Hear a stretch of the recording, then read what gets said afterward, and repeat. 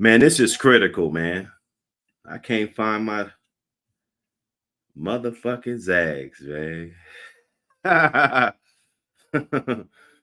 Hey, man, look it. Give me a second. I'm gonna run to the car.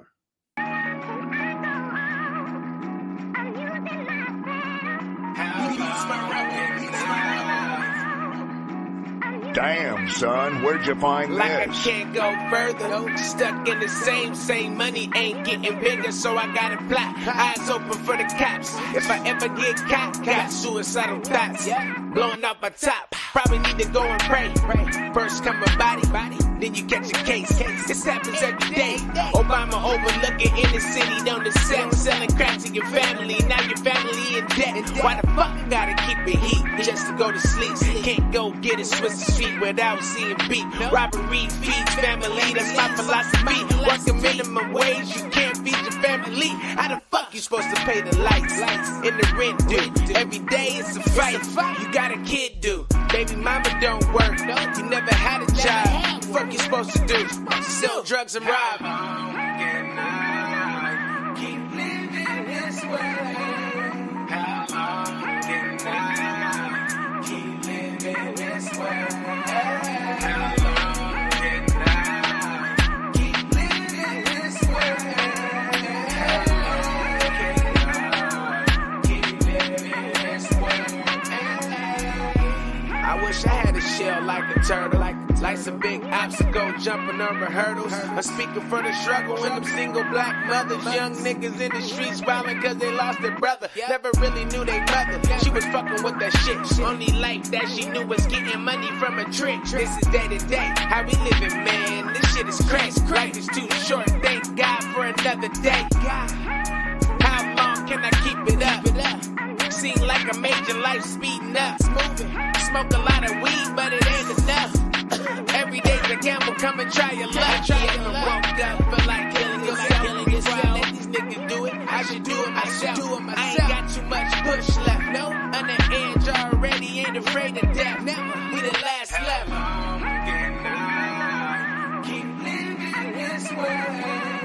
How long can I keep living this way? How long can I keep living this way? How long can I keep living this way? It's my rebel. Yes, sir. Yes, sir. What we got? What we got? What we got? What we got in the building? Dickie Foster in the building. Salute. Salute. Dickie Foster in the building. Hold on. Let me grab this.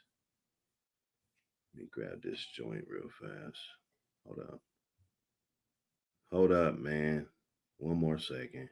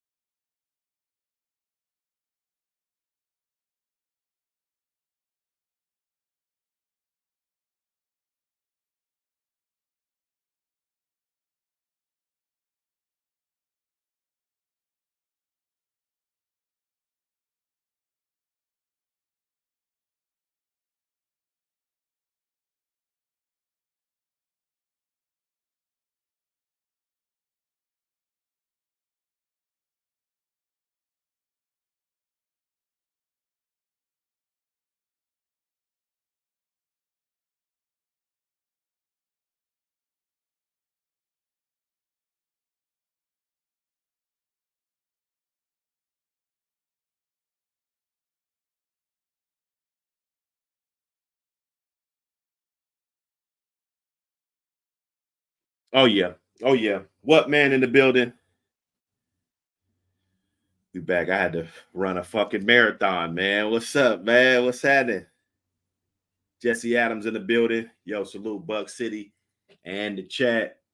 Hard and Finished Kennels in the building. Member. Dickie Foster, member. Hard and Finished Kennels, member.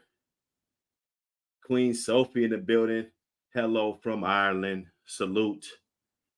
Appreciate you for stopping through. Make sure you bring the whole crew, you dig? Because we're trying to hang out and wake and bake together from all over the world, you dig? Let me see who else in the building. Native Gold in the building. Salute. Native Gold. Hey, I gotta give you your intro music. There's a drum roll. You hear the drum roll, you hear the drum roll. Boom. There we go. Champion Marisol. You know what it is. That dog's doing big things for the community, been able to move up the charts in the confirmation world, branching off into other things. Salute Native Gold. Salute to all the ADBA champions and place winners. And if you're doing your shit, man, I salute you. It's big for the community. Paul Harris in the building, member. Salute, my brother. Appreciate the support. Natural born killers, kennels. Oh shit! Look at that. Look at that. Okay, Bulldog in the building. Yes, I'll agree. I'll agree this time. Hey man, you better get some sleep, man. Come on, man. Let me see. Let me see who else in the building. Melvin Brown, Deli in the building, member. Salute to you, my brother. Thanks for the support. Let me see. Okay. Champion Psycho, Champion Barney, Champion Ruby, Diesel, 2-time winner. Go on to the old Irish Staffordshire. Hey man, listen. You gotta represent the dogs, Don't let the dogs represent you. You gotta represent the dogs first, you know what I'm saying? So salute to all them dogs, you know what I'm saying? Getting it going. Gold Mode Kennels, I see you, my brother. We getting it going early. Terrence Gooch, I see you. Hemi James, everybody in the building. Bank statement. Oh, see, that's my guy. He let me know monetize. I'm telling you, we just won't do it. Obviously, we just won't do it, man. The monetization just ain't the top priority, obviously. But getting with my people, I can't wait to do that. But it's on right now. Hit the like button. Let's get the stream up. Hit the like button. I'm trying to get, let's get a buck in the building. We got 32 in the building right now. Let's get a buck in the building, man. Let's double that shit. Let's double that. What you guys smoking on? What's going on? Who else is in the building? Salute all my Team Mike members. All the Team Mike member, all the emojis. I'm going to be dropping some brand new emojis. So, the chat's going to be ill. I just got to kind of figure out what some of the trendy shit we be saying, you know what I'm saying? And make some emojis that's fitting that. The Team Mike one, though, APBT family, Team Mike, you know what I'm saying? That's what it is, man. It's a positive movement.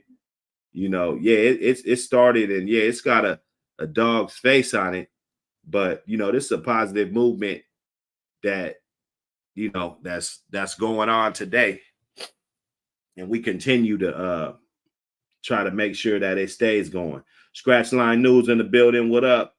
One crew in the building. Salute, fam. Everybody in the building, man. Jacob Bonner in the building. Salute. Okay. Look at that. He said she might make double champion this weekend in ANDR. Okay. Man, that's great, man. That's great. You know what I'm saying? Maybe you can come up one day and share some of the secrets and things that you use to get your dog looking that good. You know what I'm saying? I'm sure some people will want to know. Or maybe it's a secret. You know what I'm saying? Hey, to each his own. Get that double champion. Hey, do they got grand champion in the ADBA show ring? Is there a way you can make grand champion in ADBA? I'm not sure. But salute everybody, man. This is Dog Trap. The Dog Trap, it's going to be an extra long stream. The Wake and Bakes. the Wake and Bakes, you know, the first series, we skated through 99 episodes. It was a 6-month thing, you know, my 6-month anniversary being back with y'all. You know what I'm saying? We hope to let this next 6 months be that much more eventful and fun, exciting, you know, entertainment, knowledge, all of the above. We're trying to give it to you. You feel me? You know how we do on this segment. You know, there's always gonna have the lines open. Always gonna have the lines open. Might even bust in some of that old shit. You know, some of that old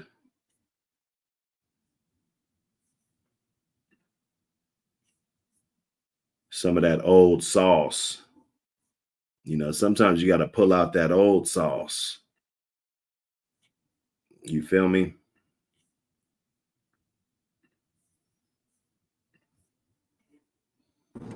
Native Gold, what up? Good morning, gentlemen.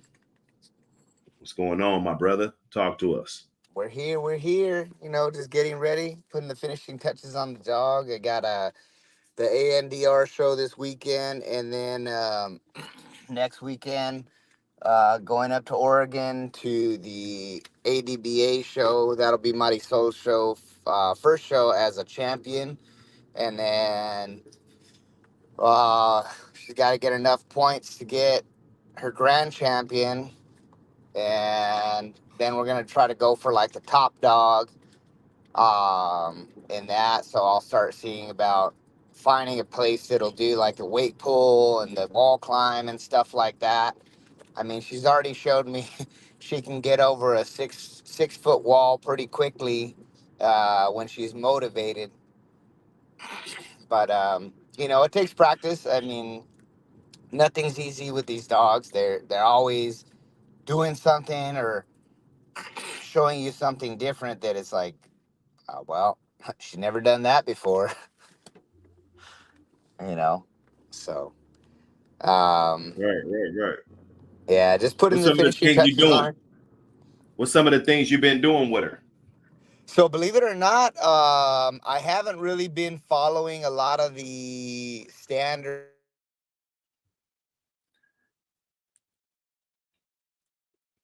You broke up a little bit, brother.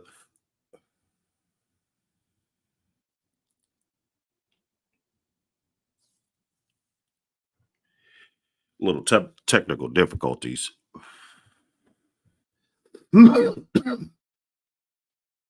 Wake and bake. Anyway, while he figures that out, salute to him. Salute to your brother. You know, the accomplishments, the championship.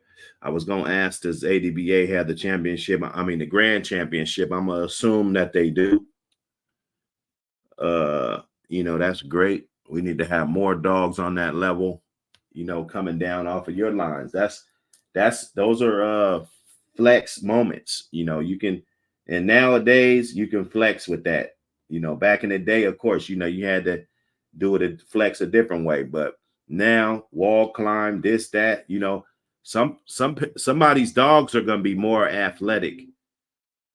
Like he said, that bitch could clear a fucking 6-foot wall, you know, pretty damn quick when she's motivated, you know. So you know, genetics are going to play a role, and genetics are going to be talked about a lot more. I think more studies are going to be done with these dogs. There's going to be more DNA testing to you know, for different deficiencies and diseases and, you know, different things that some of these dogs may carry genetically, you know. Yeah, nobody looked at that way back in the day, but the dogs are moving more toward the mainstream. And you know, that's important. I wouldn't be surprised if you looked at one of those dog show channels, you know, where they have all the dog shows and they have, American Pit Bull Terrier show on there one day, you know, showing some of these dogs and the bloodlines. And, what I'm saying? We'll be able to recognize some of these dogs. You feel me? Bank says Sexy Red's coming soon. You guys go check out those videos. I post all the videos that the camp send me. Not all the videos, but I post most of the videos that the camp will send me, and of good animals, because that's what it's all about. It's about showing the dogs in a positive light, showing that the dogs can be active, showing some of their athleticism. That's pretty much all we got now. You know what I'm saying? Whatever people do in the comfort of their home, and you know what I'm saying? Like I said, none of this content is used for illegal purposes. We're not about that. We're not about that over here, because they'll say that, we're using this content, or they'll try to tell you why you made your video. So every now and then, if you're a content creator, unfortunately, dealing with these dogs, you're going to have to use a lot of disclaimers. They think that, if you have a website, it says that you don't sell dogs or train dogs or raise dogs or breed dogs or whatever you do with dogs, you don't do it for illegal purposes. They make that into a joke.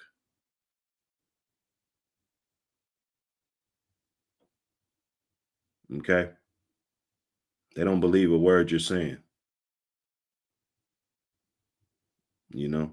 Native Gold, you back? He got booted off. I'm gonna drop him, and maybe he could bounce back. He sounded like he was driving anyway. But salute to the brother. Do your thing, man. I want you to go out there and win. Of course, competition is competition. I want, the best dog to win. I don't want it just to win just because it's a daughter of Hannibal. We just pulled up Hannibal's pedigree. You see the consistency. Okay, here we go. We might get action. There we go. You back? Yes, sir. Yeah, I'm not sure what happened there. It Yeah, showed you on just my got, end you like probably everything got was froze good. up or something. It's all Yeah. good. Glad you back. Yes, sir. Okay, so you were alluding to that you don't do the traditional stuff. I guess you were talking about conditioning. Yeah, so as far as like the conditioning regimen that I've been doing, I've been following believe it or not, like what AKC style agility and the, I guess what would be like the rehabilitation, like hydro rehabilitation, and then like walking on sand. Also like what is it called, body awareness, um what do they call, body awareness exercises. So those, like, if you ever been to the gym, those balance discs that they have for like therapy, where Right. they're kind of like a wobble board or a wobble Yep. disc or whatnot. Yep. Man, that works wonders for the dogs. Like, people are really sleeping on that. You Ooh. can get a dog to do all kinds of stuff on those wobble discs, and it really puts them up on game of what their body can do. And then just the power that you get is just crazy. Wow. Yeah. Yeah, Yeah. yeah, yeah. Now, hey, I'm always a firm believer that there ain't really. I guess there is like a traditional way, but there's no right or wrong way. Like whatever you do, if you're getting a good result, that's it's law for you. So that's great, man. So the balance disc, and okay. So how'd you Yeah. get her to get on that stuff, and what type of stuff do you do? So what I started her with is as a puppy doing luring, and what I did is I started getting her to target putting her feet, front feet and back feet, because a lot of times we worry about like, oh, like we want the dog to work on a spring pole, and they move their back feet, but we're not sure why we're doing it. We think we're just doing it for the jaws, right? But you're really making the dog aware of their rear end, so because their front feet are off the ground, because they move forward only. But these dogs can move backwards and forward. So we're neglecting half of the body when we only have the dog working forward, which a lot of people are like, well, I want the dog to push, push, push, push. That's a big thing, especially in the Malinois world. They want the dogs to push forward, but what about when those extremities start moving backwards? There's no power there. There's no awareness there to where the dogs end up injuring themselves, like hurting their knees, hurting their elbows, and stuff like that. A friend of mine noticed, like, a lot of people probably never heard this term. I didn't hear this term until my friend put me up on game. Was like hip walking. So depending on what exercise you're doing, like you got to watch your dog as it fatigues. You'll see that they'll start swinging their ass end, their hips left and right. They're like shimmying like a sexy lady walking, right? And what that indicates to you is that your dog's already had enough of that exercise to where they need a break. And I didn't even think about that before. So just building the dog from a puppy, getting it, using that food drive to get them to put, front end, but like individually, like, hey, touch here, hey, touch left, touch right, touch rear left, touch rear right, swing left, spin in a circle to your left, spin in a circle to your right. And you'd be surprised, like once you start teaching the dog the mechanics of their body, I mean, you could have a dog damn near run backwards. It's the craziest thing. A lot of people are sleeping on it, just really making their dogs like the complete package. I mean, the last show we went out, the it was a fun show. It was a schoolboy show. I mean, my dog got sick like not even like 2 weeks before the show, and I got her what is it called, antibiotic shot. Gave her rest, and then brought her back, started working her again. But like with doing all these techniques that I'm talking about, I mean, we were still able to take a at least one blue ribbon. I mean, that day it was either you were first or you were last. That was it. And we Right. still got one. We still got, to compete against some good competition. Got to give a shout out to Dirt Road for taking the best of show. Got to give a shout out to Geisha. I believe she's owned by, like, I forgot what's the kennel up north, but I mean, they definitely brought out better dogs than Marisol to win. I didn't bring as good a package as I could have. Shit happens. But this weekend it's definitely going to be a completely different animal at this show. I mean, she looks like a male. She really does. Yeah, yeah, yeah. I'm curious to see pictures and all of that, man. It's a celebration, you Yeah, know. I'm super thankful. I mean, I couldn't be, like, I mean, I don't know if I mentioned it before on previous shows, but I really wasn't excited about getting a like a yellow red nose. But Right, I mean, the dog has just done so much. I mean, she's super handler aware. So she's like always like, "Hey, what do you want?" And then I have to remind myself I can't go too hard on her because then she gets her feelings hurt. And a lot of people don't think about that when they have these dogs because we're so in our heads about our ego and wanting the dog to do the best. But a lot of times it's about our self control to bring out the best in the dog. right, right, Yeah. right. No, that's huge. That's huge.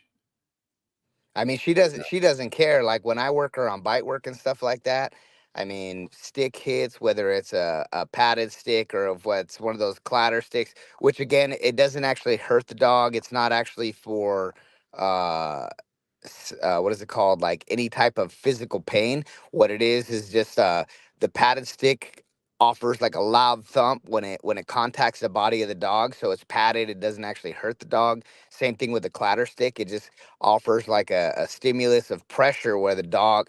I mean, shoot, you can show a dog a clatter stick and tap it against your leg and dogs are like, oh my god, like I don't know what that thing is, but I don't want nothing to do with it, and they'll completely avoid you. um, Thankfully, this dog, I mean, she does not care what comes her way. If you're trying to like scoop her, what they call scooping in like French ring, where you go underneath her neck, she's like, okay, I'll go up top now. I don't care what you're gonna give me. And loud clatter sticks, gunfire, she's just like, let's go. Like it's party time. So when it comes to outside pressure, she does not give two licks. Mm. Yeah, it's neat. It's neat. So yeah, I mean, uh, what is it called? Aside from what my mental expectations were of what I wanted in a dog, I mean, as far as color and this and that, which I know color's not important, right? But I Right. mean, I mean, she could be y- any color. I mean, it wouldn't matter. She could be green, and I mean, she would just perform. I mean, her performance more than makes up for what I had envisioned as far as what I expected in getting my first papered APBT. Right, right, right, right. And And that's it's just good, been a man. journey. It's That's just been a good, journey. man. I always take pride in, and sometimes, when you get a dog from somebody, it's your first dog getting from them. It's not always going to be the great moment to where you're like, wow, this dog, you know what I'm saying? But when those moments do happen, those are definitely good moments. Shout out to Dirt Road for that's it. That was his bitch. He owned the bitch for for for your for your dog. So he's Yep. technically the breeder of this motherfucker. So shout out to both of y'all. Him Yes, taking the sir. best in show in the last show, you placing, like you said, it wasn't no second, third place thing. It was a winner take all type of show. So this ANDR, that one's in Cali also, huh? Yep. Yep. That one's gonna be down south right here, Riverside. Okay. And Yeah, then same place. Same place where Schoolboy held his show. right, right, right. Now that's a beautiful venue right there. Yeah. So what about Grand Champion? I think before you got off of here, I was trying to ask you about the ADVA. You can make a Grand Champion, can't you? Yeah. So what it takes is 100 points, and you accumulate those points by entering the champions class. And then the champion class, if I remember correctly, I mean somebody correct could provide more information on this. I'm not the end all be all, but I believe if you go champion, if you get best male or something like that, or I think it's best male, you get like 10 points, or best female, you get like 10 points. And then if you get the cup, I believe it's an additional 5. So every time you show, it's 15 points. So you have to win 10, no, what is it? You have to win 100 points cumulative in order to be considered a grand champion in ADBA. So even if Right, you win 10 shows of the champion class back to back or whatever, as long as you accumulate 10 wins at 10 points, whether it's best male, best female, or best of show, then that's when you get the cup. Then you get 10 to 15 points. right, right, right. Yeah, but So how that's many our how next many do goal. you have now? I don't have any. I believe they count the extra points that you got when the person gets their champion. So I think Marisol's like at 107 for her total points. Right, And if it's like the AKC, which I'm not sure, then it'll start over, and then this will be her first show as in the champions class. So she'll be starting right, out right, as right, right. 0. But Yeah. I So she I can't think even get in the regular ring. She has to be in champions only ring. champions only. That's it. Yeah. Exactly. Yeah. See, that's dope. And I That's believe we dope. did that in, if I'm not mistaken, I think it was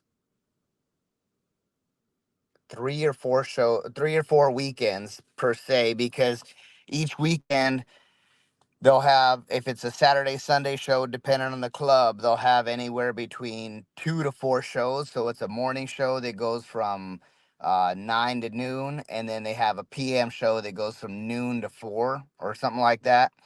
And it's a different judge every show, so it doesn't matter if you show in the morning. You could do great in the morning, and you could do shit in the afternoon. So it's Right. it's every it's every judge respectively. And then that's one thing that Dirt Road pointed out to me, was the fact that um it wasn't a fluke the first time out with Marisol. Like, 3 different judges, I had her entered in 3 different shows. It was a 4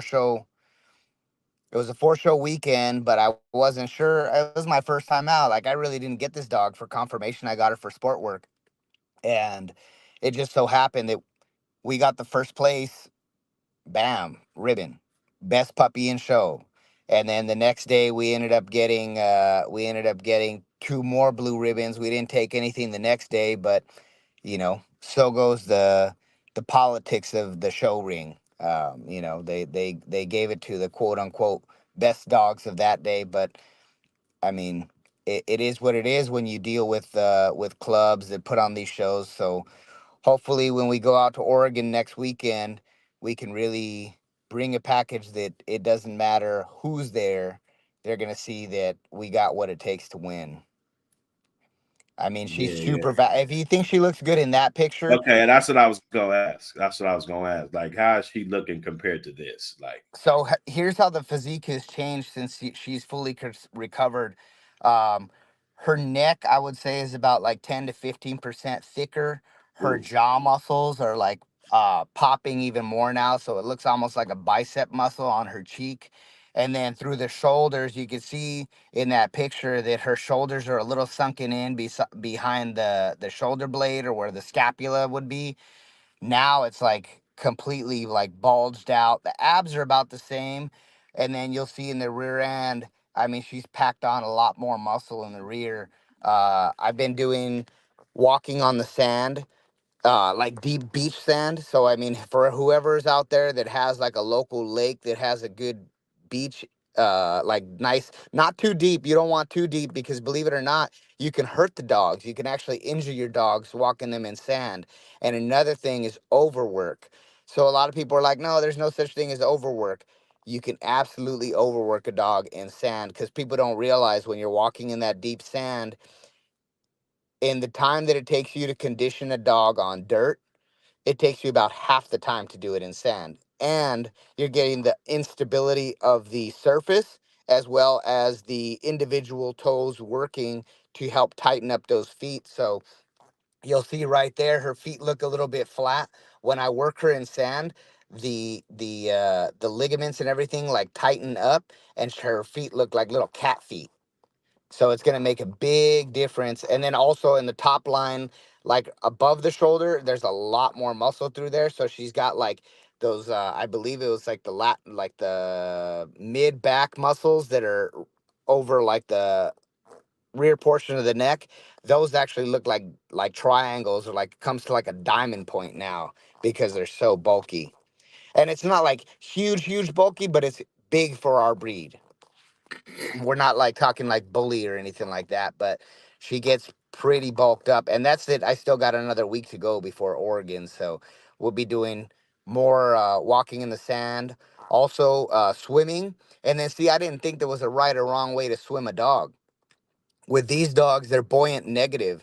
And I didn't know that that was a thing. Buoyant negative means that the dog's muscle and bone are so heavy that it displaces the water and they sink.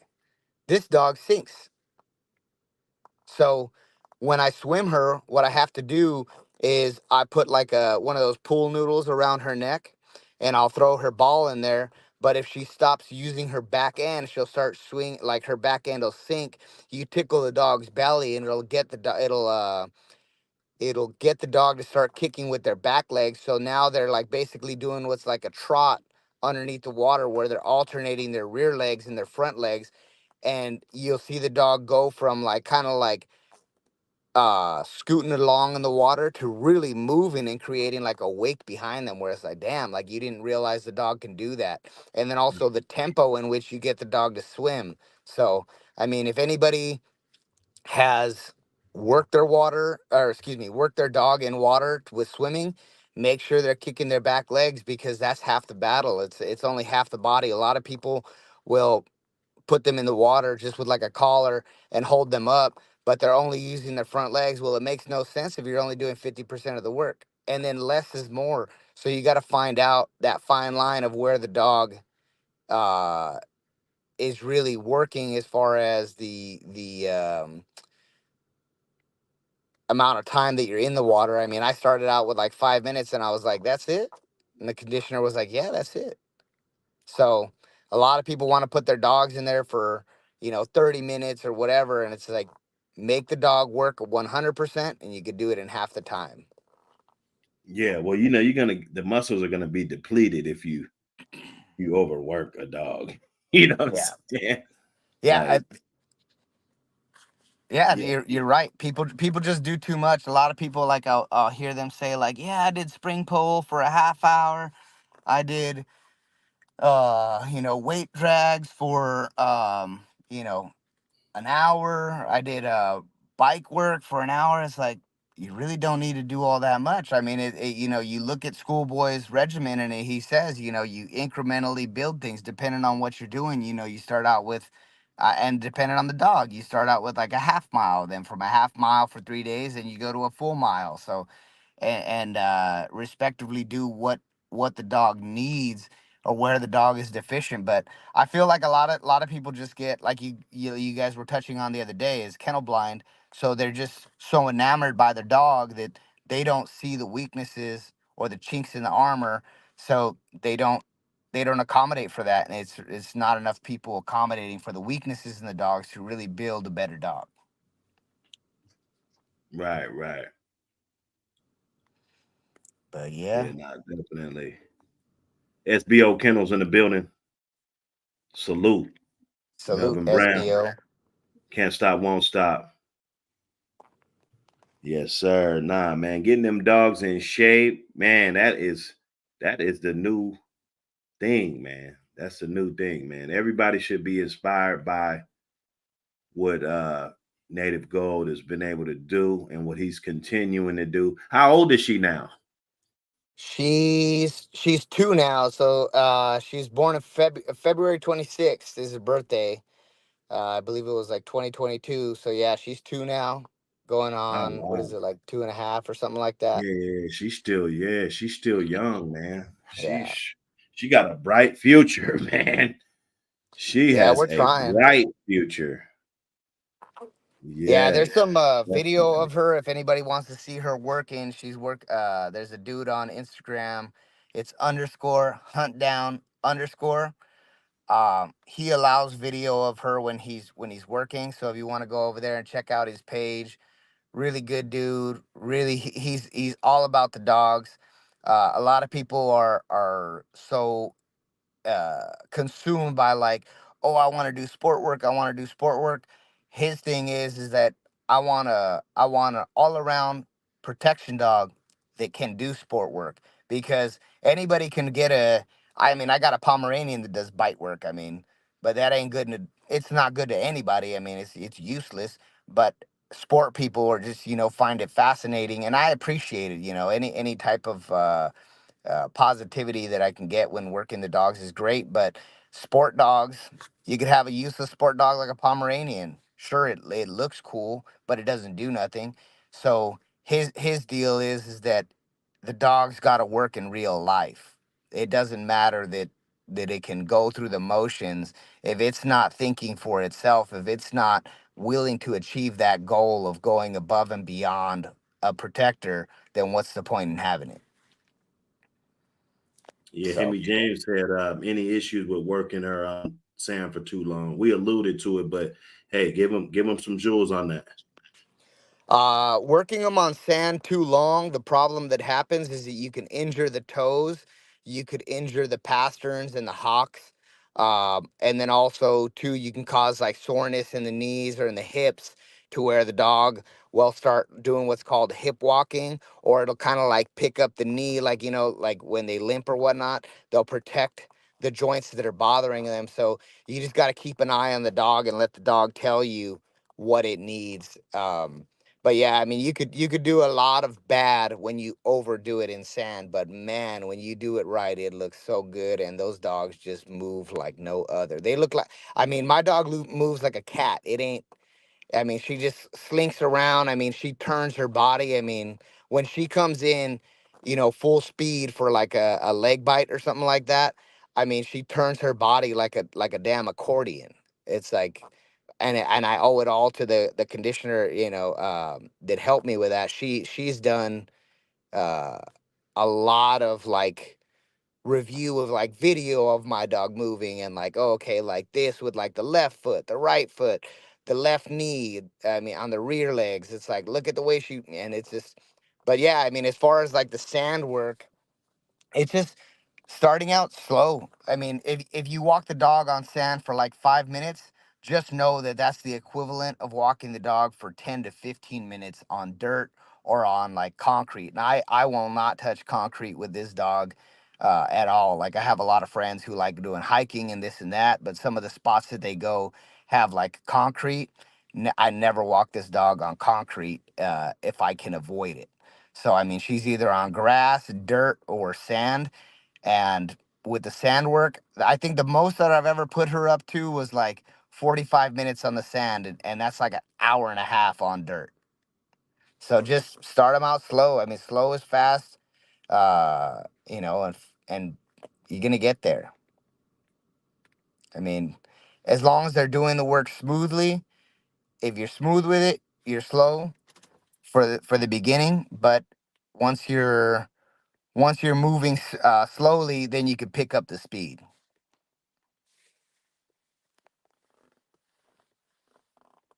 No, I don't think it cut out. You guys there?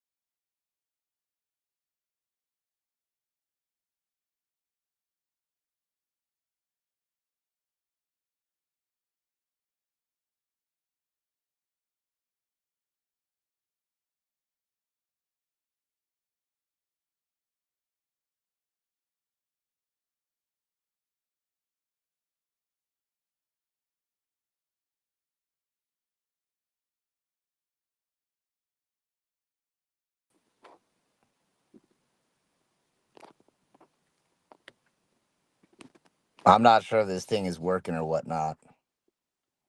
I can't hear y'all. Yeah, you back in there. You back in there. Okay, good deal. Yeah, I mean, definitely work slowly. If you're slow, you're gonna be doing it smooth, and once you're smooth, then you can start doing it faster. I'm not sure what point I cut out, but definitely pay attention to your dog's body language. Um, I don't know if you guys are familiar with SMT pulling harnesses, but that's probably like the premier harness on the market. They're not cheap, but I've seen a few friends buy like Amazon harnesses for doing like weight drags and stuff like that. And you cannot skimp out when it comes to the equipment that you work your dog with. It's got to be tailored to your dog because as much good as it can do for your dog's body, it can also damage your dog's body. Give me 1 second. So make sure to get a proper fitting harness. SMT, I believe they're out of Europe. That's a good harness. If you're going to be doing like other types of harness work, there's a lady on Instagram. I believe it's like underscore bash two. So it's BASHTO. So it's underscore BASHTO underscore or something like that. But if you look up Bash2, she makes some really, really nice harnesses. She made one for me, also makes nice 4-ply nylon collars that are really great. So she does them selectively. So, I mean, I think if you pour something extra on it, you can get something from her. I know she's doing it part-time now, but there's a harness on there that's green, white, and red that she made for me that really makes a good training harness. So I would check those two out. Spend the money. You're going to be happy. You won't be disappointed. Make sure you got good gear. I mean, that's all there is to it.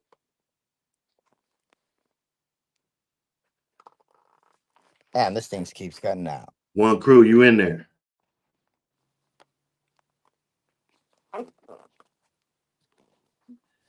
Yes, sir. Can y'all hear me? Yeah, I hear you. Oh, okay. I wasn't sure. I was like, shit. I was like, I think I lost him again. Nah, I'm just I be multitasking. Yeah. What up? What up? What up? Salute everybody. I do most of mine behind, while y'all talking. That's what I do most of mine. Yeah. You know what I'm saying? Get it going. Yes, sir, man. Salute to you, one crew, man. Good morning, man. Good Wake and morning, bake. man. Good morning. Good It morning. ain't no Good wake morning. and bake. It's dog trap. The wake and bake. We gotta come. We gotta come new for the wake and bake shit. But Ain't nothing Good wrong morning, with it. crew. Good morning. Yeah, but anybody that want to get with me, man, just you can get with Buck. Buck got my info. Or you can get in the back chat and we can swap info. It ain't no problem. what happened? What I missed? What I missed?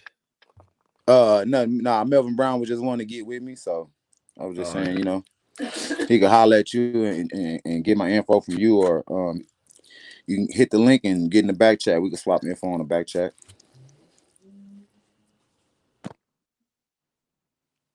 Yeah, that's what's up, man. Networking. Network, man.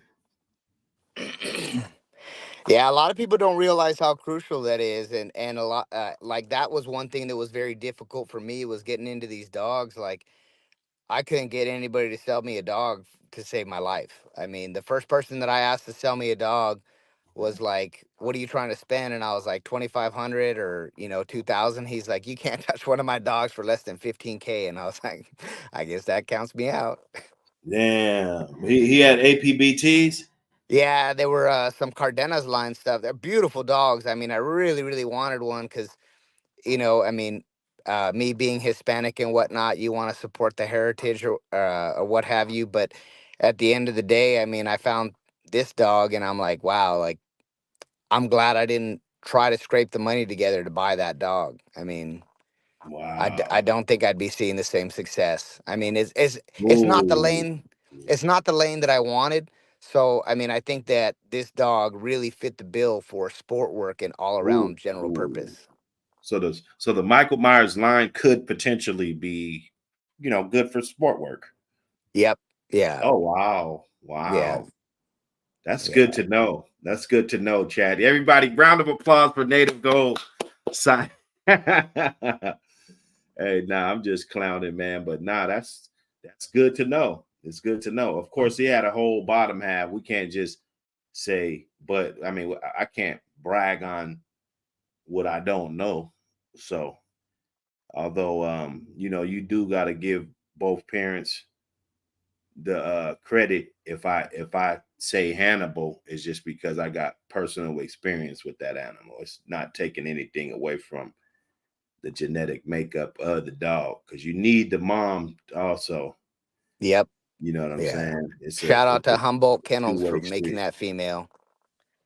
Okay, Humboldt Yeah. Kennels, huh? Okay, Yeah. salute to them. Yeah. Sport work. I mean, for me, like sport work's just been a good outlet because it's, I mean, shoot, you could do it anywhere. I mean, the problem I get is that it's like anytime you pull out one of these little APBTs, people are like, is your dog big enough? Like, what does your dog weigh? Like 30 pounds? And it's like, just watch, just wait. Because your Malinois, your German Shepherd, your Mastiff, whatever you got, I mean, it ain't going to do what this dog does. Right, right. Yep.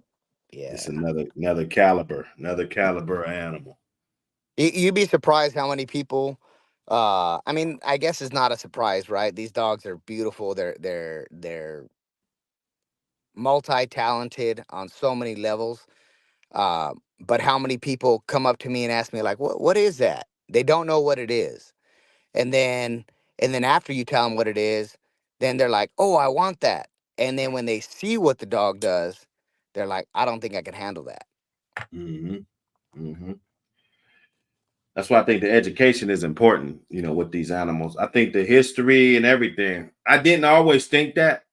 I was like, maybe we could just talk about the good shit.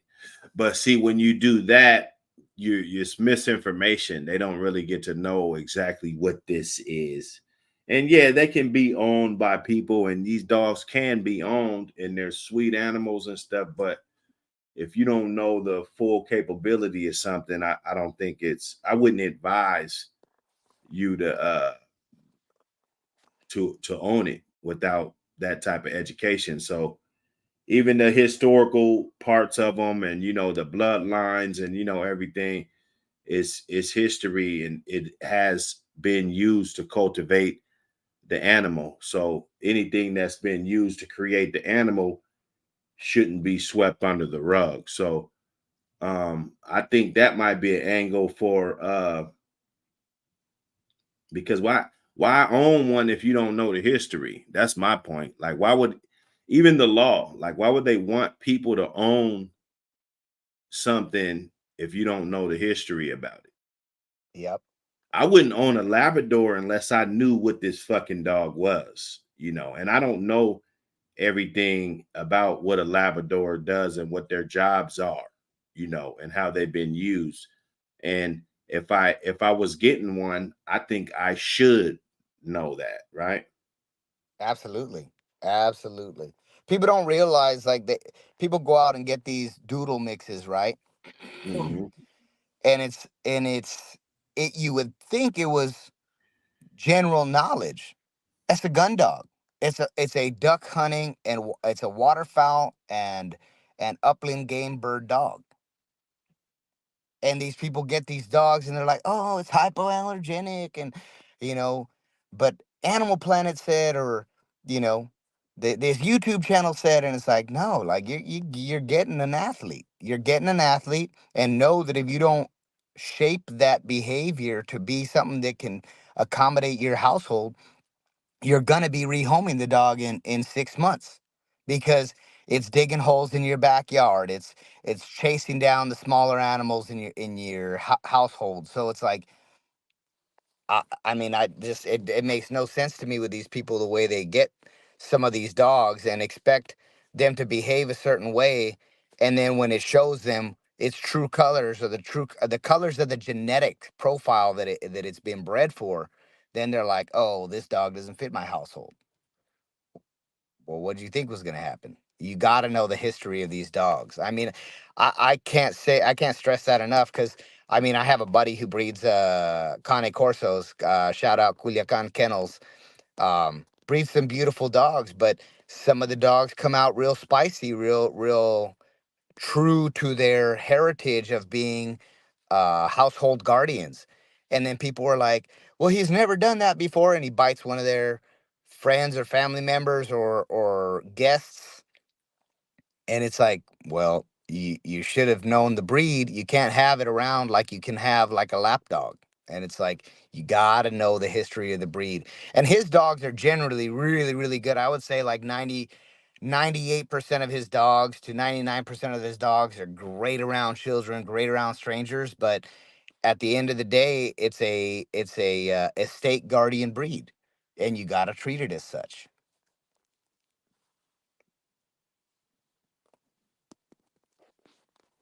Yeah, factual. Melee New Suspect Kennels in the building. Salute everybody, man. Everybody.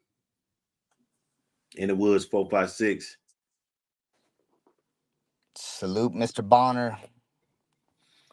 Oh yeah. I appreciate it. I appreciate Think it. about it with that dope logo. I told y'all, you guys better step on up and get up in there. His shit's looking dope. And it's in the Nice. center. It's in the center of his shit too. So that's how you know.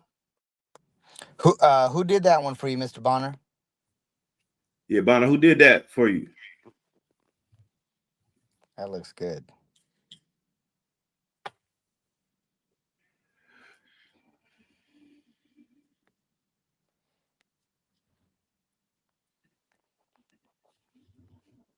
Julian Yeah, T, I see you, brother. I've had a couple artists do stuff for me, but nothing that like. One of them's really nice. The concept is almost there, but I feel like it needs like a little bit more touch of realism. Like, remember those old Rude Dog? I think it was Rude Dog or Bad Dog or something like that, or those Pitbull T-shirts that they used to have in the '90s. The dog with that was like in black and white with the gold chain. Right. Want to get something done like that, but like a crest or like a seal, so that it has like that same vibe, like where projects the the actual heart and soul of the dog without being too cartoonish. Right, exactly. Yeah. Yeah, nah. Bonner's Bonner monsters. Bonner God Monsters, damn. what up, brother? Look at the muscle on that dog. Hey, Buck. Mr. Buck City made that logo for me, everybody. Everybody's sleeping. Man gave me the deal on that. Man did me right. I only sent him like 2 or 3 messages, and he just took the vision right out of my head and put it together. Thank you, Mr. Buck. Salute. Salute. Yes, sir. Salute, man. Nah, man, I like it, man. As soon as I saw it, I was like, damn, that's oh shit. There you go. It has that texture, man. You know, maybe somebody making it that deals with the dogs might know what you're looking for more than somebody that's never done it, because I can show you maybe 5 or 6 logos that I got done a long time ago and shit, and we'll be on here laughing right now, because some of the designs, it's like, bro, that's not even a pit bull. Like, dude will put a bully on there. You know what I'm saying? I'm like, bro, no, American Pit Bull Terrier. Like, I had to send them pictures of American Pit Bull Terrier, so it could get silly, man. It could, man. Snowman. Now I'm networking too. If you guys need to get hooked up, let me know. I'm networking. I appreciate him for coming up and spilling that, sharing that info with y'all.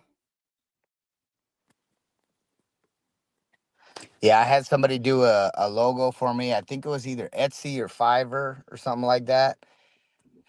Sent them pictures of Marisol, like professional photography pictures that I got taken. And this person sends me a picture of a white dog with pricked ears, and I'm pretty sure it was a bulldog, but tweaked the tweaked the color of the dog so it'd be the same color as Marisol. I was like, what? Right. Wanted to charge me like an arm and a leg. I said, bro, like, I'm not gonna Yeah. pay you. Like, you need to refund my money. Like, what are you Yeah, talking for about? real.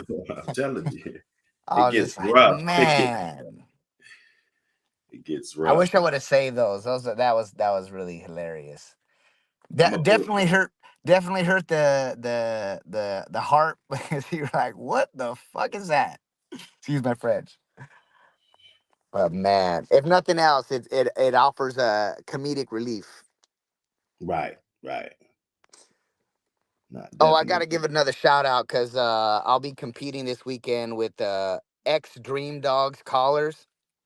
Okay. If you need a good 4-ply nylon collar, um, the Gunter family really puts together a really really good collar. They made me a double ply Latigo leather in tan with some fancy stitching on there. I mean, man, she's gonna look good in that collar. They did a couple for me already, but I like to keep something new so it's just not the same shit on the dog every time we go out to compete. Bonner Monsters. Looks like he's got his mute Weird. button on. He's got to tap that mute button. Here, brother. Talk to us, man. What's some monsters looking like over there? Yeah. They good. They good. Here, I'll just hanging out with Miss Nova here. Oh shit. Okay. We got some action today. Okay. I like Yes, action. sir. Yes, sir. Just having a little wake and bake on the side with the fam. How's she bred? She is of unknown origin. My friend says she's off a Boudreaux yard, but I ain't got no papers on her. Oh, okay. Now, as long as you love her, you know what I'm saying? She love the Yep. family. She's a good dog. That's all that matters. You know what I'm saying? She's showing us some great qualities so far. Between like hunting, sport work, possible protection. Really, her prey drive is like the craziest thing. Like you see. She's a bitey bitch. Yes, sir. Good job, Miss Nova. That's funny. Yes, sir. Dirt Roads Bingo does that. He'll put his mouth on you and he kind of like pulls you like, get over here, give me some more love. Yeah. That's nice to see, That man. bingo, that's that red boy dog. Salute to Yeah. the red boy people out there in the world. You know, they've been able to keep some red boy dogs in pretty good tact. You know, I will say, you know, some of the structures that I see on some of these dogs, you know, coming down through the Holland stuff and you know, different dogs. They look like some nice, sturdy looking dogs, man, you know, to say the least. I mean, that's a good trait to have. Because back in the days, I used to see a lot of those hunter red dogs and different you know, those dogs were losing a lot of bone. Getting too delicate.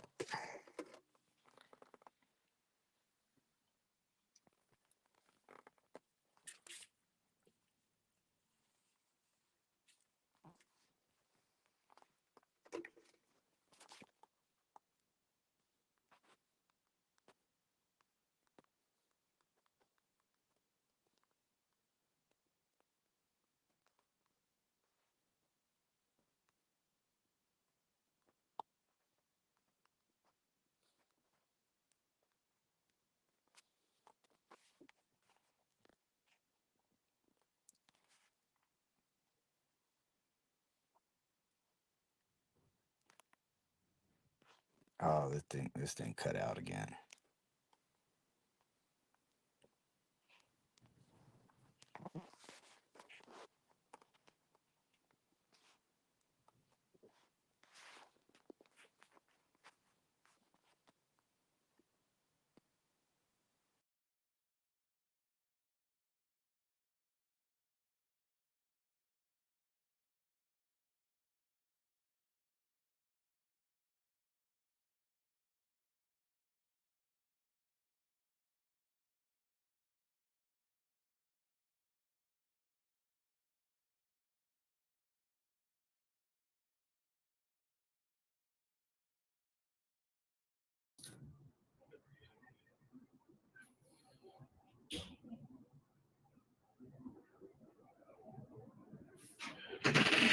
There we go. We live.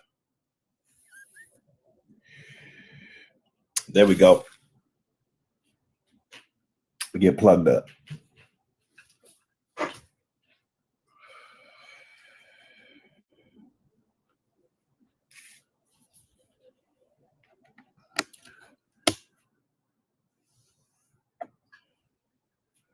Get up in here.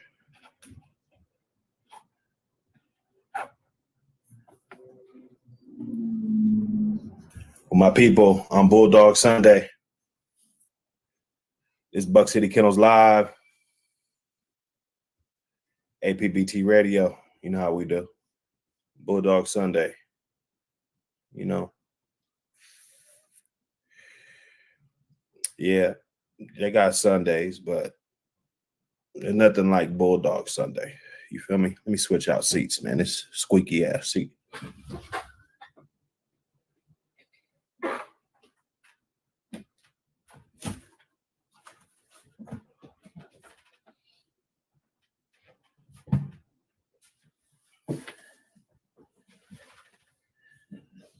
Let the beat build a little bit. I know Ram's on his way. You know, we're just gonna go in with the flow. Get gassed up first though. If y'all smoke, hit that. Students for Life dog training. Big blessings. Yes, sir. Yes, sir. Buck, Ram, 7-8, Eli, Bulldog Mall, and Thompson. Yes. Hey, hit me up, bro. I still want to, you know, get some stuff in, get some content in, you know, what we talked about and all that. Hit me up so we can get that that direct line going. Lamont Grant, Team Buck City, we in here. Hey, hey, what don't need to be, what they say, what they don't know don't need to be explained, man. You know, it's understood already. You know, it's understood. You know, we making moves. Travis King, salute. Oh, not much, man. He said, "What's up?" Nothing much. Nothing much. Nothing much. Fam, you know how we do. We're getting up on here. Let's get it. Chris Gambino. Somebody was up at the top. They was like, damn, they got a dislike already.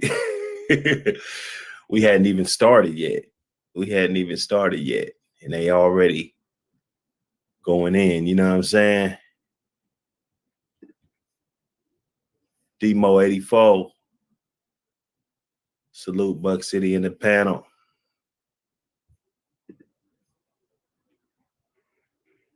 H-Town, Texas in the house. Hardy Dogs. Pennsylvania checking in.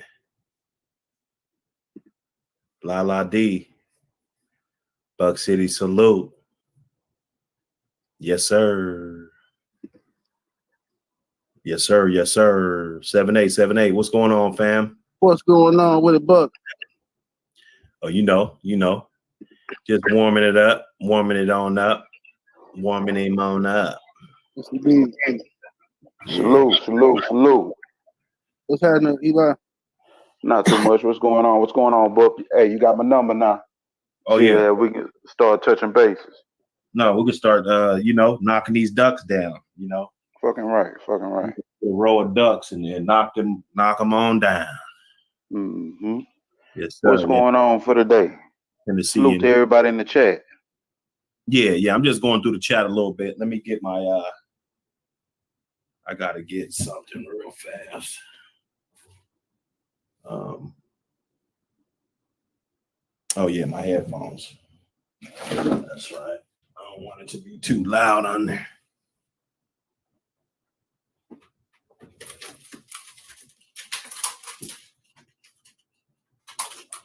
What's up, blah, DLC in the building?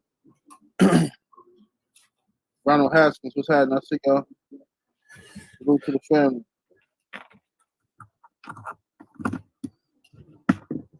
Oh yeah, I'm back in here. You staying Ram? Yeah, Ram. Hold up. What happened? What's up, Okay, I got it in here now. Yeah, Ram said he on his way. Okay. We just warming up. Salute Hardy Dogs, Pennsylvania, John Kramer. Salute. Dartrell Blair in the super chat. Appreciate it, fam. You know, them super chats always appreciated. You know what I'm saying? It I ain't gonna lie, them things, they what it is. CD Sean. What it do, Buck? Happy Bulldog Sunday to all. Hey, them CDs is fire, man. CD Sean sent me some CDs. You know what I'm saying? Good dude right there.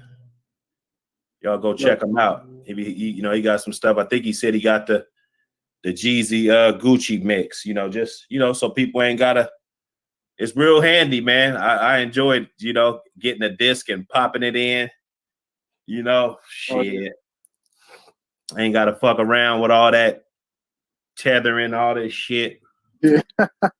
Yeah, old school niggas like the CD. That's why I was like, I got a car full of CDs. Your young homies be laughing at me and shit. And, man, OG, you got the CDs, man. Why don't you just plug up your phone? Like, fuck that. I need to answer my phone. Right. Hey, y'all got me on that one because I'll be on YouTube like a motherfucker listening to everything. Every once in a while, I remember I got a CD player in the fucking truck, and I'll be like, "Oh shit, let me pop one of these old school motherfuckers in." My wife got a big ass case full of CDs. Let me see. Let me get this. Anyway, welcome to Bulldog Sunday, everybody. Once again, if all just tuning in, you know what I'm saying? We got 7-8 Sports TV, Eli Zachary in there. Go ahead and hit those guys up. They both got channels with plenty going on there. Salute Ram. What up? What's going on, cuzzo? What up, cuz? Just chilling. You know me, Sunday night, goddamn dispensary runs and shit. Oh yeah. What we cooking on? Where we at? Yeah, you came in just in time. I was about to present the menu for the night. We're gonna do fundamentals of breeding. I'm glad Eli's here for some of this, and Rams and 7-8, we all could chime in on that. Just the fundamentals, breaking down, let's say if you get one that's difficult, or, just different things to, that people can go to, use this stream for some information on that. Things you absolutely hate owning the APBT, I want to touch on that. Maybe we can drift off into hard keepers, or just anything that each of us on the panel individually and in the chat, that you dislike owning these dogs. You know what I'm saying? I want to touch on paperwork, different registrations, the importance or not importance of paperwork and things like that, and just talking about it in general. Purchasing an older Jip, purchasing an older female, 6+, the different type of things that you might have to go through dealing with that. Let me see. Purchasing chilled and frozen semen, some of the different methods and different things you can do to make sure that you're ready and that everything is good. And just enjoying your dogs. Toward the end, I just want to conclude, everybody, just go around and just, even if it's a situation or a event or something that you did or something that you were able to just realize that, hey, I really enjoy these dogs right about now. You know what I'm saying? So that's what we're going to cook on. I'll let everybody, introduce themselves and, address a few of the comments or whatever. We just go warm it up. And, I like everything to be genuine. So, we just popping on here. Rams just popped in. What's going on, Rams? You know what I'm saying? I've been checking out that podcast. Oh, yeah. Yeah, we about to get it back up. I was just over there earlier fucking around with it, man.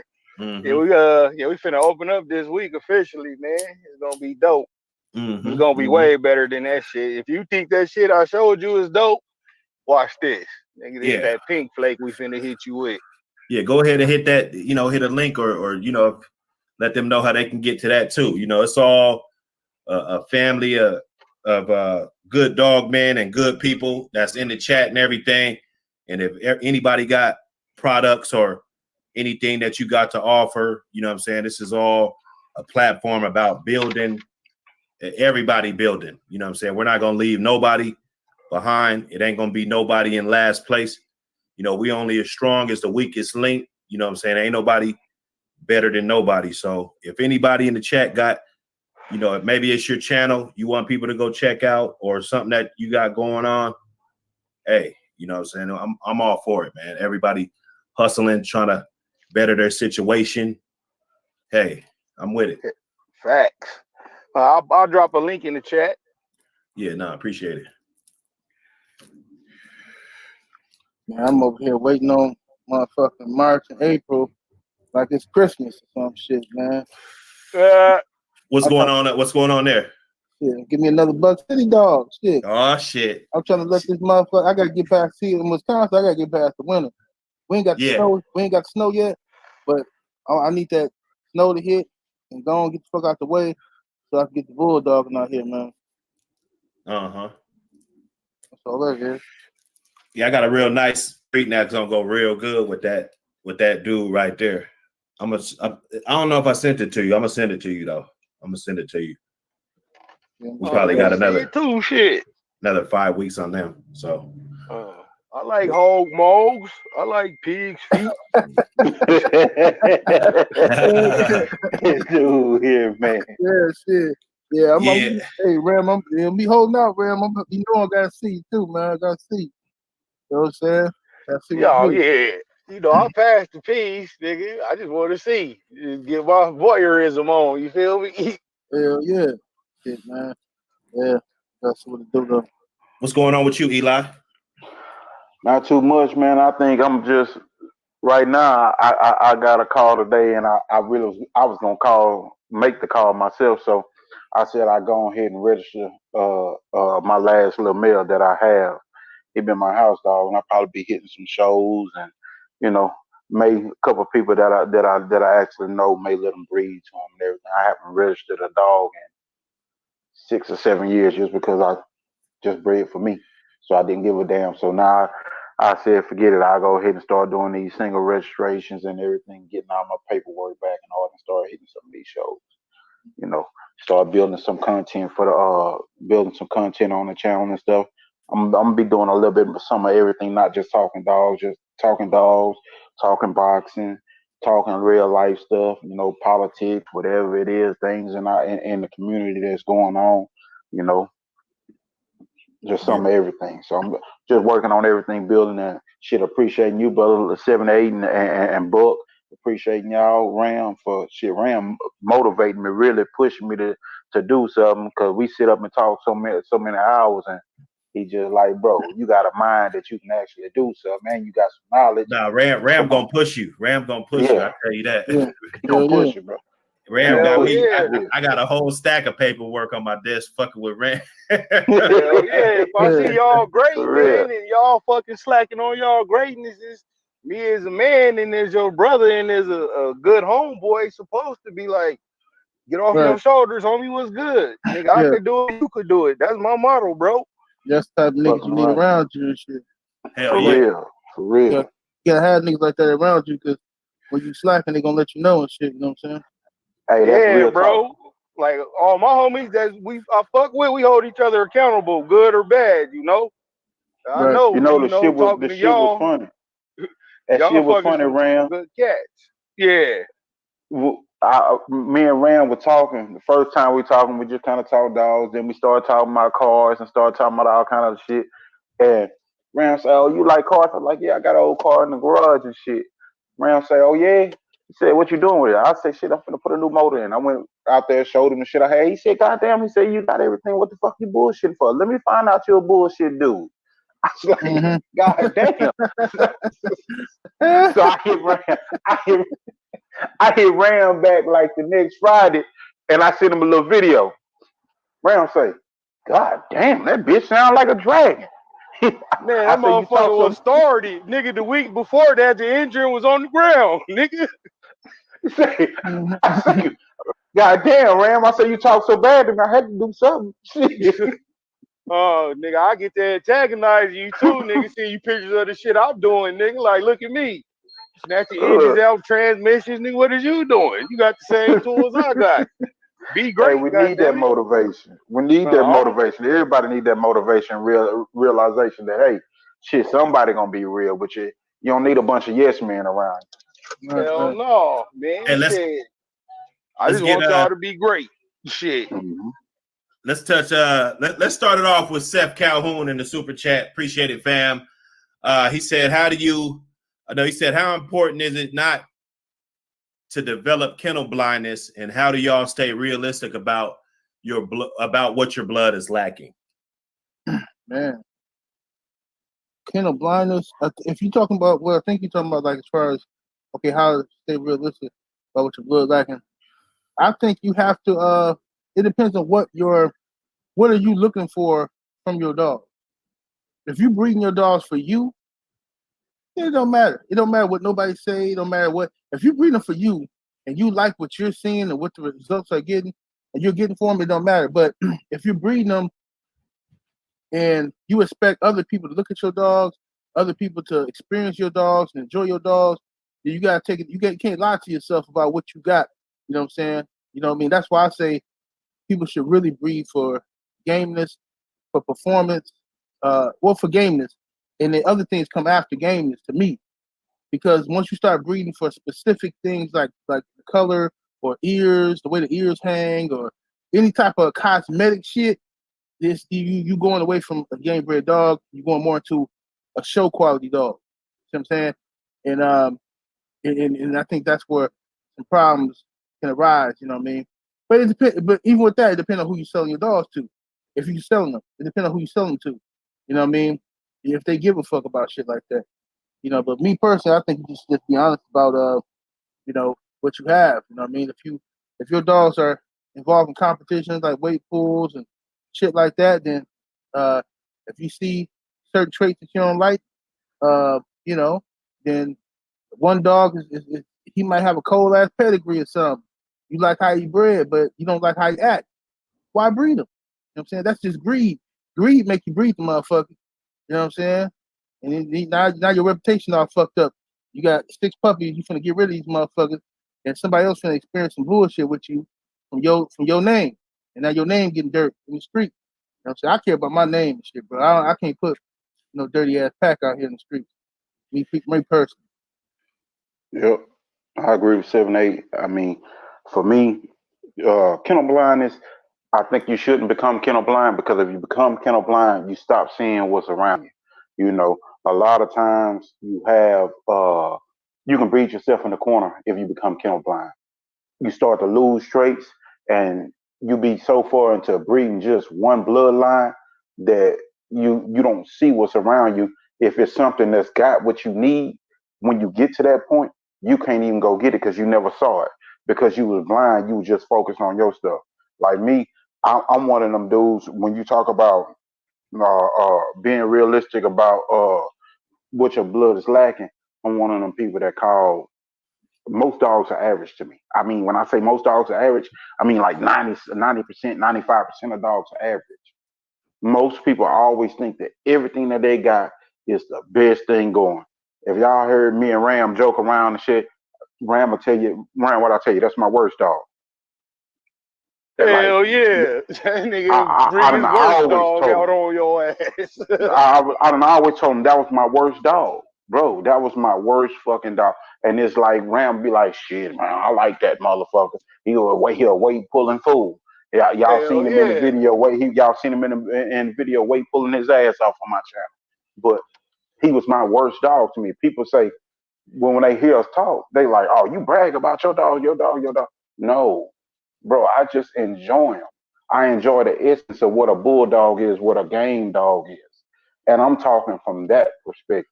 If you're a bulldog, I can enjoy you one way or another, you know. But the reality of it is everything that I have ain't top notch. Everything that anybody have ain't top notch. My average might be better than yours. So when I call a dog average, you might want to wonder what I'm calling average because my standard may be that high that my average is different. So everybody got to keep their standards to know when they starting to lack something or when they need to go somewhere and go get something. You keep that same standard in your eye when you looking at other stuff. You see something good out there and it's consistent. Shit, don't be kennel blind. If you need it, go get it. You know, if you can, go get it. Don't have nobody on their prices and all that shit. If that's their price, that's their price. You know, but that's my perspective on that. Oh yeah, I think it's very important. Like, you know, scale to 1 to 10, it's probably about a 7 or an 8. You know, important not to develop kennel blindness, but you know, you could say, you know, a lot of people are successful. A lot of people get away with it for a long time, but there are some elements that are on other yards, other bloodlines, different things that, in fact, could catapult your bloodline to being a lot better, a lot faster, you know. Then, you know, some people just, like, I was kennel blind for a long time. Like, when I first got in, it was like Red Boy Jocko predominantly, you know. I had a bitch. She was, she was about a quarter Bolio Tombstone. And then I added that with the pure Red Boy Jocko. So I was running, 87.5% Red Boy Jocko, for the first 7 years, you know what I'm saying? Straight up, so that right there is kennel blindness, but you still reach a level of success though, you know what I'm saying? Depending on what you're doing, being realistic about what your blood is lacking. It's some of those breedings, like I was going to do a real heavy Bolio Tombstone breeding, and it was because a few dogs died or, whatnot, they're not around anymore. And I wanted to preserve certain traits and certain things. So, let's say I kept doing that. And I mean, you know what I'm saying? It's clear that these dogs bred that way, I'm not getting the best animals. You're just not getting the best animals because of how concentrated the blood is, how tight it is. I mean, yeah, you'll get some good ones here and there, but overall, this is a brood breeding. So, you definitely got to be realistic. I mean, if you keep producing that and you're not producing an actual working dog, like everybody's not gonna want a dog to breed. You know what I'm saying? Some people actually want a working dog and they don't want to breed. So if they keep buying it from you like that, then they could be frustrated. It could be, a little tarnishment, on the reputation, maybe. That's my take on it. Let me see. This is Blair Brooks in the super chat. He said, one must always be open to change. It yields fruit when embraced with the open ambition. Yeah, well, shit, what kept me from being kennel blind? I learned 2 ways. One first way was motherfuckers handing me my hat with all them different bloodlines. And the second way was me fucking handing niggas they hat right back to them with different bloodlines, Every bloodline is good, just like every bloodline is bad. And a lot of y'all could tell, like, I'm an asshole and competitive, so I would actively go and seek out bloodlines that motherfuckers was hating on just so I could find the jewels in them and come back and whack them across the face with that shit at one of the shows, So just, getting my ass whooped, kept me from being kennel blind. Like me, coming up saying all bloods ain't shit. And motherfucker beat me up, nigga. Keep getting beat up by the bloods, nigga. We gonna have to keep it real, Experience definitely the best teacher. Yeah, hell yeah. Definitely the best teacher. Yep, I learned that shit the hard way as far as the bloodline shit going. Like all the brothers said, man, just keep it real. If you see your shit is lacking, you see your shit is pulling up, motherfucking go back to the drawing board, redo it, tighten up, set your standards higher. This shit is easy. You just got to be dedicated to doing the fucking due diligence of owning these dogs. When you see your shit lacking and you can't breed whatever you missing back into it, throw that shit out, bro. Go get some shit that's doing what you want, like a bitch. My bitch get on my nerves. I don't like what she doing. Guess what? There's 10 more out there that's gonna do exactly what the fuck I say before I say it. Same with the dogs. Trust Nothing Kennels in the super chat. He said, when it comes down to breeding, you breed bulldog to bulldog. Everything don't need to be bred, to each his own. Yeah, I like them pups he got up there. Them motherfuckers look nice. Yeah, some nice looking little pups for real. Yeah, I like them motherfuckers. Mm-hmm. How they bred up? Appreciate it, fam. You know how they bred up, 7, 8? I don't know. I'm looking at them. I just like them. They look like some old handicap dogs. Especially that boy on the right. With that big ass head. Yeah, he look like he wants to smoke with the nigga. somebody they was asking what happened to Bulldog Thursday the other day. Man, we fumbled the ball on that. I fell asleep. Buck started watching the goddamn motherfucking versus battle. I was doing the same thing, Buck. I ain't gonna even lie. I looked up. I was like, damn, he said it's supposed to be on Buck channel. Hey, I ain't gonna lie, that shit. Yeah, I got some of that old sleepy gelato, nigga. That shit knocked me out, nigga, like Debo did Craig. Yeah, man, I had it was my daughter's birthday, and you know, she said she wanted one thing, and we had got her some gifts and stuff, and you know, she was gonna chill in the crib, and then she told me she wanted me to take it to the mall and shit, and I couldn't say no to her, so I said, look, well, I'm gonna go ahead and tell these niggas I'm gonna have to get up with them. So I thought y'all was gonna go on. Then everybody started texting me to I was at the mall, and they was like, hey man, you watching Gucci Man and Jeezy finna come on? I said, oh shit, them niggas probably ain't gonna go on with this shit on. Gucci Man, Jeezy. I missed all that shit, nigga. It was interesting. It was interesting. Hey, I don't give a fuck what nobody say. I ain't watched that shit. But motherfucking Gucci Man killed Jeezy homeboy, did you? Gucci Man won. I don't give a fuck, nigga. Yeah, crazy as hell. I mean, we can touch on this if you want. Yeah, you know that's real talk, nigga. I don't care. Fuck them souls, nigga. I'm up 1-0 on your ass, nigga. Man. Send another one. I'm gonna be smoking that pack next. It's the art of war. You know what I'm saying? Shit, you lost that war, then, nigga. If all you shot back with was some verses. Yeah, I thought Jeezy had won the shit, man. Gucci cold though.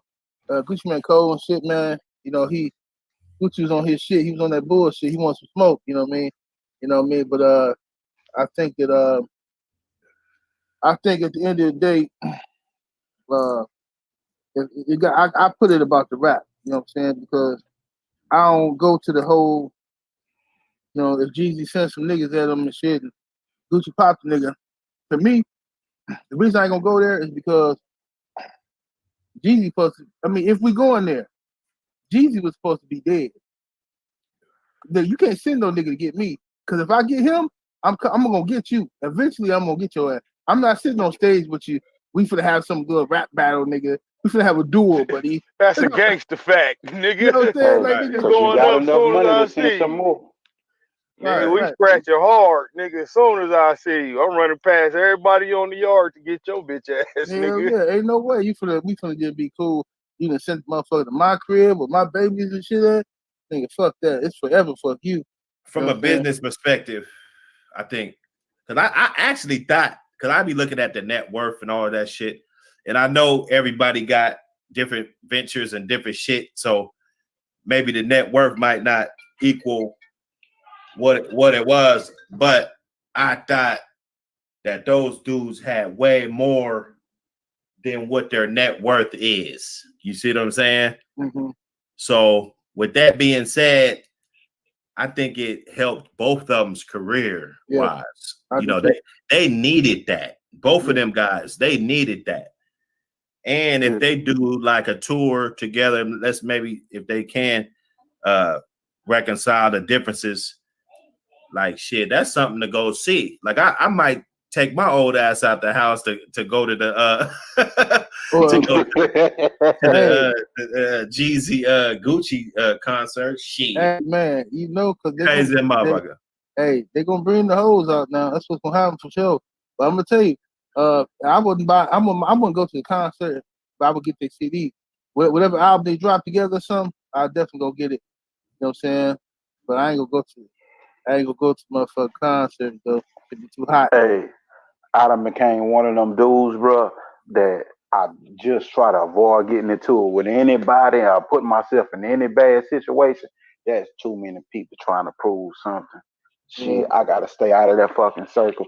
When I looked at it though, to me, Jeezy won because I'm like some bullshit. Like I rate shit different. Most motherfuckers rate shit on like some gangsta ass shit. Yeah. But I rate shit like on some bullshit. Like on some bullshit, like he took control of what was going on, kept his cool, and anything that goes on after this, what is suspect about him?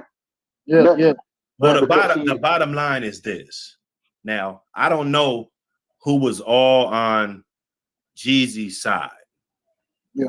But it looked to me that Gucci Mane clearly had way more motherfuckers over there. Oh yeah, Gucci came with the squad. Right? You see what I'm saying? Guys. Gucci brought all the guys. Nigga.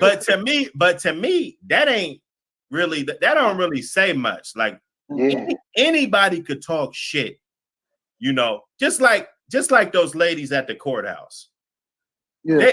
They was talking shit because they was 50 deep, right? And they're crying they know somebody. Or something. But if it was a dark alley and it was me and her, would she have that same energy though? You see what I'm saying? So now, if Gucci want to get some points, now if he would have did that shit, he was all by himself talking all that shit when Jeezy got 20 motherfuckers. Now that's gangster or whatever people want to call it.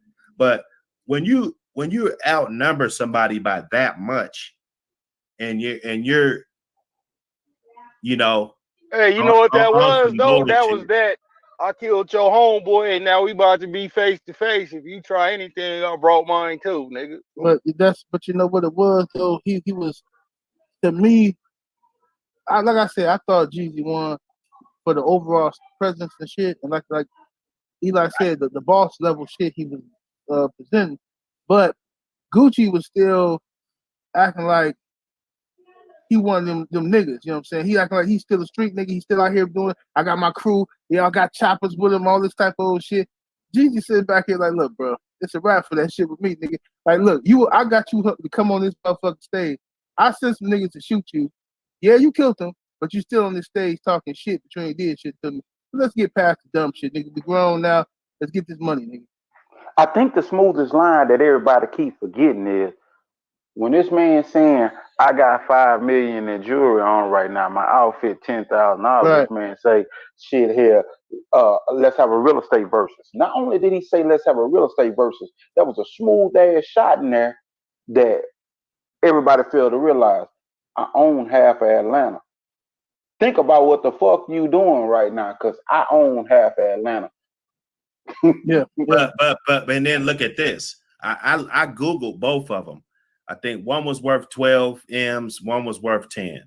Like if you got 5 million in jewelry, and I know you got way more jewelry than that because I seen it.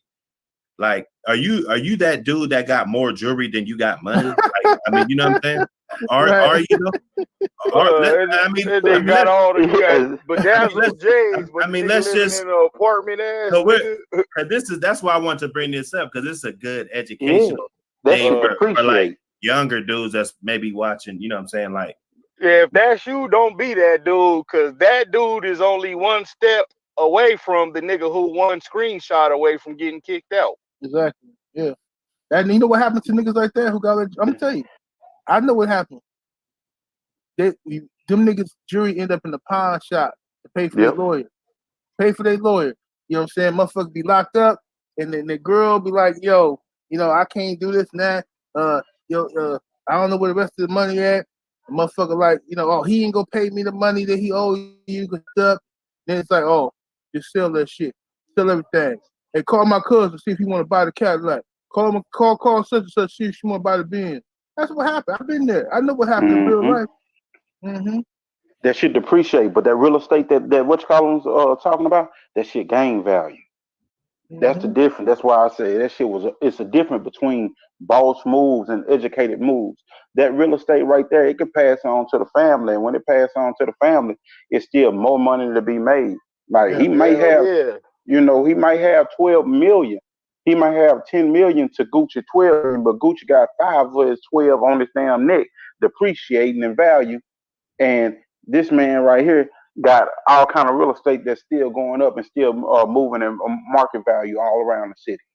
Yeah, you know? I was just talking to Buck about that. I bought some property in a little city out here because I had a little plug that told me it was about to start building up out there. It was like 5 years ago. And my plot of land, the acres I got, they building up right around it. That motherfucker value go up every day. Hey, Seth Calhoun did the super chat. He said that Gucci was paranoid with a full security detail leaving the venue. He was. I mean, yeah, you better be. I mean, you did just antagonize a nigga and you killed one of his homies. Now I'm gonna get to the other one. To that gangster Hey, shit Buck. now. Hey, Buck. Click on Mac Man. Mac Man. Where's that at? In the chat. He said, Mac Man in the chat. He said, you know all the jury was at Doc's.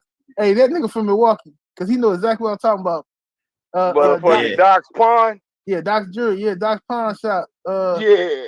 Them motherfuckers, bro. Hey, them motherfuckers, bro. You go up in Doc's, man, you see all the pimps that went to jail, all the dope boys, you see all their jury with their name on it in the pawn shop. You're like, damn, that's fucked up. This nigga shit up in there. You see the motherfucking rings, everything. All that, that's fucked up, man. They should be in Doc's. Hey, I'll be back, man. This bitch just walked by in some leggings with no panties on, man. Nah, damn, this guy on. This guy. I'll be right back. All right. Came in the super chat. I think when they perform So Icy, it was a draw because real ones know they sound better together. So Icy started the wave. Yeah, I agree. I agree. I'm gonna get to those other super chats when we get back on the dogs. Yeah, I was honestly, that was my whole thought. I had did our other brother 7-8 on Rich Owens show the night before. I get on there a lot of times at night, and I had did his show, and I say the thing about this here with all these young dudes killing each other right now is probably really one of the best things for the community and the rap game right now.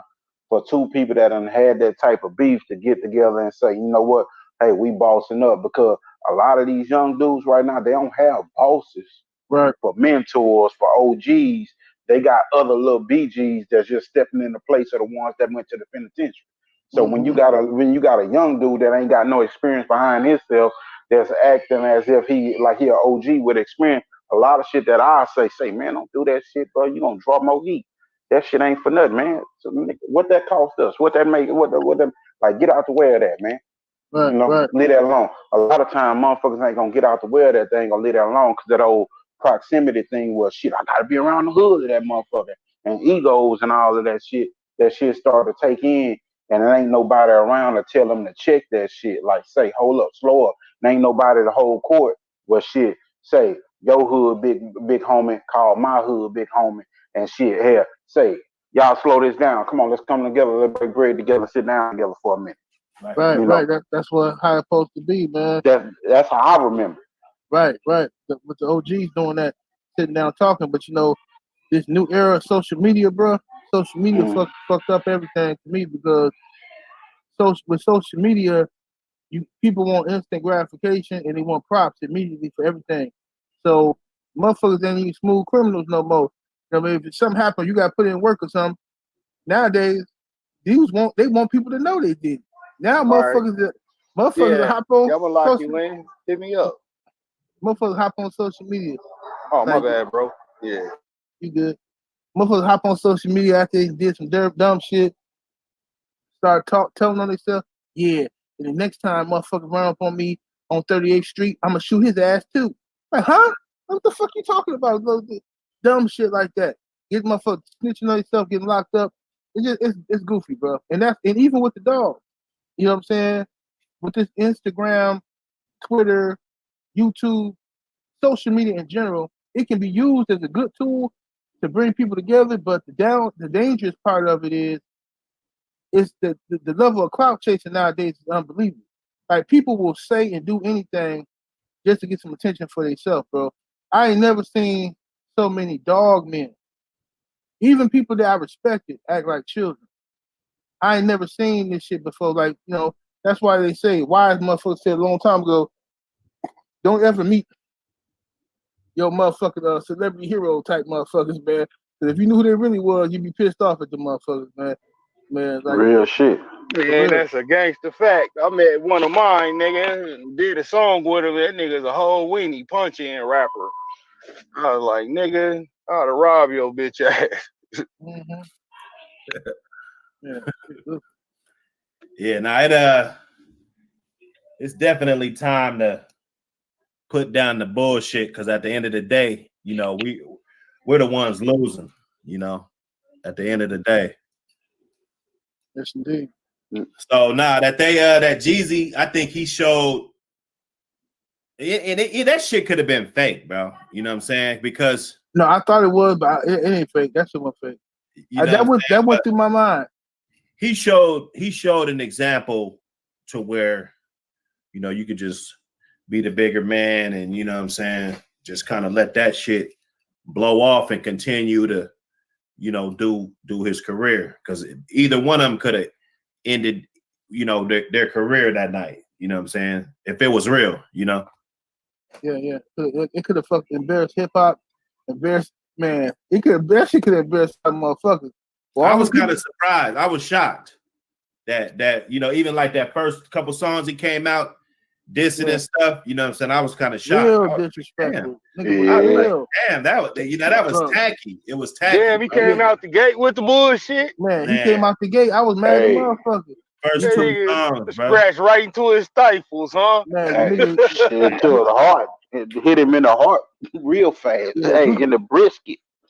Yeah, that Gucci man came right out and grabbed that motherfucking stifle like a motherfucker. With the shaking on that hole. I'm gonna have to go watch that shit. He said you'll do 100 years for some likes. Hey, listen, these young cats on here, you know, that's real right there. Let me see somebody up here in the super chat. Let me see. Somebody was on this. LaRon Ferguson. He said, what's a good supplement and feed regimen for a pregnant and nursing jip? Oh, we did that one last week, huh? Yeah, we did that shit last week. Stuff like that. One of the brothers asked, say one of his partners got cracked and the fucking 12 came and took all the shit to federales, and guess two of his hounds was over there. He want to know how could he try to get his dogs back. Who said that?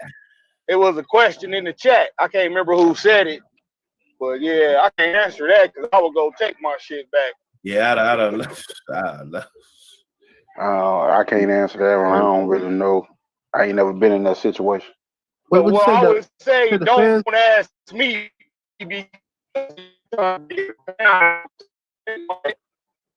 Hey, what you said is man, took everything off the yard, and two of his dogs was over there. What you gotta do, fam? If you said who got the dogs? You said the feds got them? Yeah, the federales pulled up. Oh, so the Humane Society got the dogs then? No, that's Mexico. Oh, Mexico. That's federales. Oh. Okay, so this happened in America or Mexico? Yeah, I don't know. Well, I don't know. He said federales. Yeah, if you said federales, if you're in Mexico, man, you can give get your dog back money. easy. Exactly. I was gonna say, man, that's easy, man. You go, man, put you some a couple $100 together. Just get you $1,000 together. In all 20s, they like that kind of shit. Look like a lot of money. You know, get you about $1,000 in all 20s. Go up there, talk to them people. Say, hey, man, I want my dogs, man. Whoa. I'm gonna get your dog back. You do that shit in America. Get your dogs back. Go up there at the right time. Talk to the right, you know what I'm saying? Little lonely white girl up there at the desk and shit. You know what I'm saying? Blow her for a kid. You might have to slang some dick, though. Might have to sell yourself, you know what I'm saying? Be a gigolo for a night. You know, you get your dog back. Nigga be singing Nick Cannon song. I'm a gigolo. Fuck all the hoes. Yeah, Big bitches down just for the dough. Mm-hmm. You go in there with a story. Tell her a good, nice story. You know what I'm saying? Nice fucked up story, you know? Wear some tight fitting jeans with no drawers and make sure to tuck the front of your shirt into your belt. That shit worked for me all the time. Bruh. Going there crying. Going there crying, talking about how it's fucked up, how you know you was out of town and you know let your boy keep your dogs for you while you was out of town. Just got back in town and heard your dogs got taken. It's some bullshit. You know, gotta cry a little bit. Put on your look, you know, the Keith Sweat act and shit, you know. Cry and hey, look, I need my dog. It's some bullshit. I don't know what happened. I don't know what he was over there doing. I need my dog. Beyond that, I would say find a lawyer that's close to somebody in that city and that has handled cases like that before. If you know of somebody, if you got a BSL, if you know somebody that handle local BSL or something, lawyers have that type of shit on their site and shit. Find one of them and pay them to go do it for you. Pay them to go politic in front of them, because that's what it is. A lot of times it's just favors. Yeah, so all it is, favors. Pay one of them to go politic for you. You know, because I don't know if it's the U.S. or if it's somebody here, but present yourself as an upstanding citizen that you are, and go out there and get your animal back. Hell yeah, fight for that shit, bro. But it's the feds though. I just call the feds the federales. They the same people. 12 is 12 to me. Fuck all them hoes. Okay. Switch. Okay. But yeah, that's what that is, man. That's the only thing you can do. Otherwise, you can leave it alone and be like, hey, you know what? That shit ain't got nothing to do with me. It's a lost cause. My dog gone. Hell, I just don't have the paper to be fighting all of that stuff and getting my name involved in all of this mess. If that's how you feel, if you feel like you got the money to get involved with all of that and it's something worth fighting for, then get the right representation. It's either the representation or it's either, hey, I'm good, man. But that's that's the game. Sometimes you gotta chalk it up. Sometimes you gotta forward. At that point, weigh your options out. Do you got enough money for a lawyer to fight for your dogs for, say, up to 2 years, maybe? And if you do got that money, are you willing to invest it in getting those 2 dogs back, or are you willing to say, fuck them 2 dogs and go get 2 more?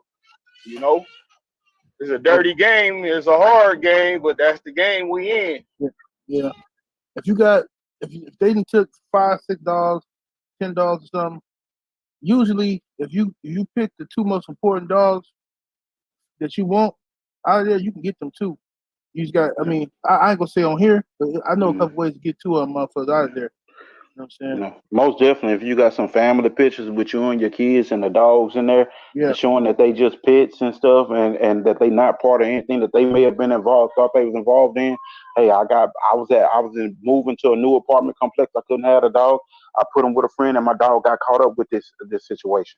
I don't know how this happened, but my dog is just my pet. I just knew this guy was a good guy that loved dogs, and I just put him with him. I had no idea about what was going on.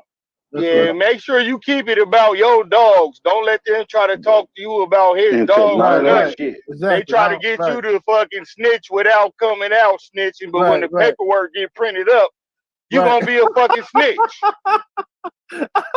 So make sure it's just about, this the shit the young homies need to listen to. Hell yeah. Or you're going to be on the first 48 with the bald head nigga and the fat bitch. Right. Make sure you stick to just your dogs. I don't know what the fuck he was doing with his dogs. He could have been eating them hoes for all you know. Right. I don't know nothing about this shit. I just seen this shit on the news. I don't know nothing. He said he trying to get 15. He said he trying to get 15 back. Well, you better have your paper right with your lawyer. You better have your paper back with your lawyer. You ain't getting no 15 back. You better have your kindling license in order. Be fucking the judge's wife because he a cuckoo and he like that shit, nigga. You ain't gonna get 15 back. No, 2 of them motherfuckers. I know for sure you get 2. I done seen plenty of people get 2 of them back. You know what I'm saying? Like I said, I ain't gonna say on here. I done seen plenty of people get 2 of them back, but all of them, that's very rare. You need a good ass lawyer. You know what I'm saying? Somebody who owes somebody some favors type shit. And have your paperwork in order, like Ram was saying. You gotta have your shit in order when you go to go get something like that. You better have your shit in order, man. You better show what you've been doing with these dogs, whether it's you've been breeding them and just selling dogs to good homes, or whether it's just hey, you've been going to shows and winning ribbons and entering in this and that. You better have your paperwork in order going trying to get $15 because it's America. Your ass is guilty until proven innocent. In their eyes, you're gonna have to prove yourself innocent with everything going on. That's just the reality of shit. $15 is like shit. You better be running a hell of a breeding program that show, and you better have tax records and all of that stuff. Or you better have your kennel license together one of the all other, of that shit, bro. yeah, That's all of why I'm that shit. big on brothers getting their kennel license, man. Yeah. No cap. I only got 2 dogs right now, and I fucking still pay my kennel license fee every year, bro. Oh, he Yeah. said it's only. He said it's only 2. Yeah, Oh, that's it was what I only was 2, but saying. then we just told you to play them. Oh I yeah, mean, them your yeah. pets, man. Get your family Right. pictures out with your dogs and everything, man, Yeah, and go get your dogs. Like, that's hey, easy. your dogs ain't had nothing to do with all that other shit. Yeah, that's Yeah, easy. and stick to that. Don't whatever else goes on. Hey, look, it's just, you thought you seen the guy walking a dog. His dogs always look good to you. Hey, you thought you needed to get rid of these dogs just because, and then you heard about this situation, and you like, hey, I don't want to see my dogs die. These were my pets. I was scared because I was moving that I wasn't gonna be able to pay pet the pet fees, but I'll pay the pet deposits to not see my dogs die. My kids would be completely upset if that happened, and go ahead and go about it that way. Hell yeah, lay that shit on thick. Like I just did that bitch at the Yeah. QT in them leggings. Hey, what's your name, fam? 'Cause I don't wanna listening and shit. But yeah, listen to Eli though. Eli know what you talking about. You know what I'm saying? Just a few little adjustments, bro. If it's only 2 though, you can get them shit back, bro. You know what I'm saying? You can get them shit back, homie. I'm telling you. You know what I mean? Depending on how Hey, long. drop your IG or wherever you at so a nigga can hit you up behind the scenes, bro. The Yeah, cat Paul who Bowden, I posted can the see. question. Yeah, the cat who asked the question, drop your IG so a motherfucker can tell you how to do that shit for real, for real. Hmm. Paul Bowden, I can see the chat.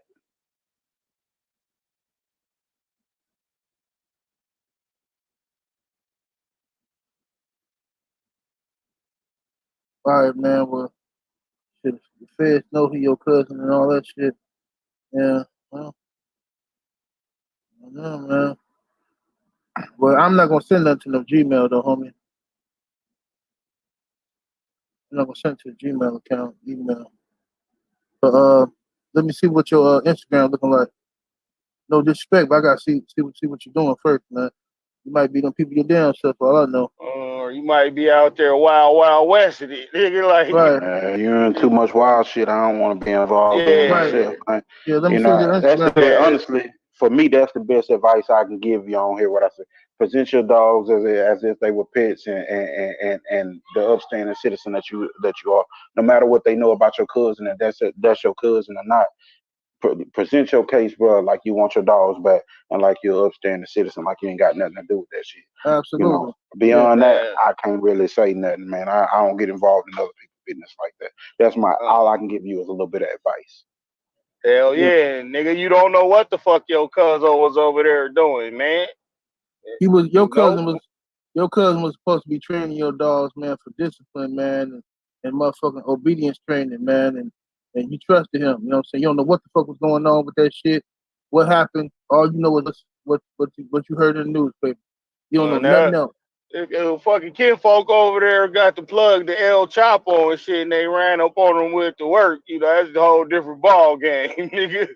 You know, he might be shit out of luck if he was on other activities, that warranted them to come, and they just took the dogs as a motherfucking secondary come up type shit.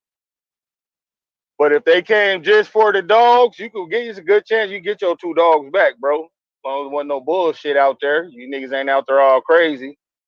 Right. Like how young niggas be these days. Right. Recording videos of shit that, you know, Shouldn't be recorded. exactly. Motherfucker out there hunting and shit, Don't be doing no Yeah. crazy. If you doing shit like that, then the dog's gone, family. It's a wrap. Yeah. If you doing shit like that and you're recording it, you're a fucking idiot, nigga. Right. Straight up. Don't Mm-hmm. do it. Everybody don't need to see what the fuck you doing.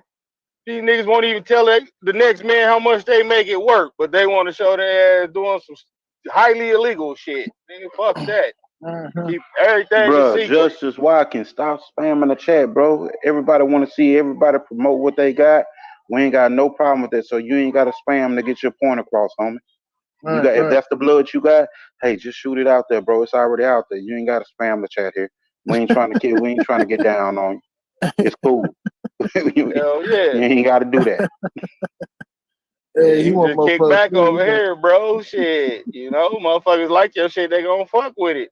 Yeah, you don't gotta Motherfuckers do that, don't bro. like it, everybody don't gotta fuck with your shit now. There's a You lot of know? dogs, man, out here with some good stuff, and I've been looking at a lot of people been sending me pedigrees and stuff, man, and pictures of their hounds and shit, man. It's a lot of good blood out here, man. Like these big ass kennels and shit. I mean, I ain't hating on nobody. I'm just saying, all these big ass kennels and stuff. Look, but it's a lot of motherfuckers who got some shit off of them kennels 4-5 times, and they got their own little shit working. That shit look good too. Hell yeah, and it's doing better than the shit that the shit they started with, which is the goal. Right. You start out with good blood, you want to end up with great blood. That way, when you pass on your great blood, the next nigga who get it, who got your same values and same fucking discipline about going to make sure those values are upheld, is gonna turn it into fucking excellent blood. Mm-hmm. You should always breathe forward, man. You don't never want to move lateral or backwards. Fucking forward with the shit. You're gonna be successful. Trust me. I'm a professional. Yeah, who that Crash? Yeah, you can use the ADBA for your kennel license. That's who people that I know that have done it. That's who they use. They use the ADBA for their kennel license, and they just give them representation. And then I think you can go to your local tax office and do like a DBA if you actually selling dogs and stuff like that, and have a tax write off. Hell yeah, and then you can LLC your shit, Yep. man, and all the dog food and all that shit is a fucking write-off. It's a write-off. Man. Mm-hmm. Yep. Hell yeah, nigga. I'm trying to tell you, nigga. It's just a lot of them little tricks and trade, man. Shit. Hell yeah, bro. Nigga, I be moving around this bitch. I'm gonna tell you something. Every time I send a super chat to a nigga, I write that shit up. Goddamn right, nigga. That's motherfucking advertising. That's the game. Hell yeah, nigga. That's smart. I'm trying to tell you. You got to find all them little tricks of the trade, homie. All that shit. I'd rather give it to somebody else so I got to pay the government. Goddamn right. Shit, nigga, I be getting fat tax return. Like, I put my goddamn car on there, nigga. It's my work car. I be racing this motherfucker and everything. Nigga, off. That's how it is. What other dog questions they had up there? They had some dog super chats that Buck was gonna come back with. Oh shit, them motherfuckers out of there. Because that's what happened when you go. Yeah, they out of there. We talk. Okay. Yeah, they too far up. Damn, just say whoever super chatted, just say it again in the chat, bro. That's our bad. In the chat. Yeah, ask your question in the chat. Yeah, regular chat though. You ain't got to read super chat it unless you want to. Yeah. What was the topics though? For tonight though, Buck? She was just fundamentals of breeding. That was one of them. Yeah. Mayhem just posted about selective breeding.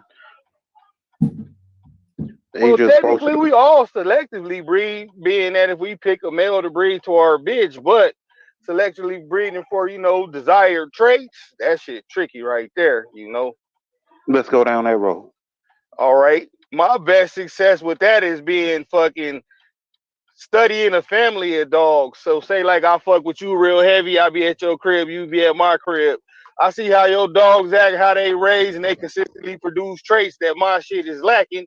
I would be more comfortable with saying I'm gonna go breed to your shit, because not only does your dog possess those traits, but his family is known to pass those same traits on down. Mm-hmm. Now let me ask you a question. Go with a selective breed. Go ahead. Let me ask you a question with that.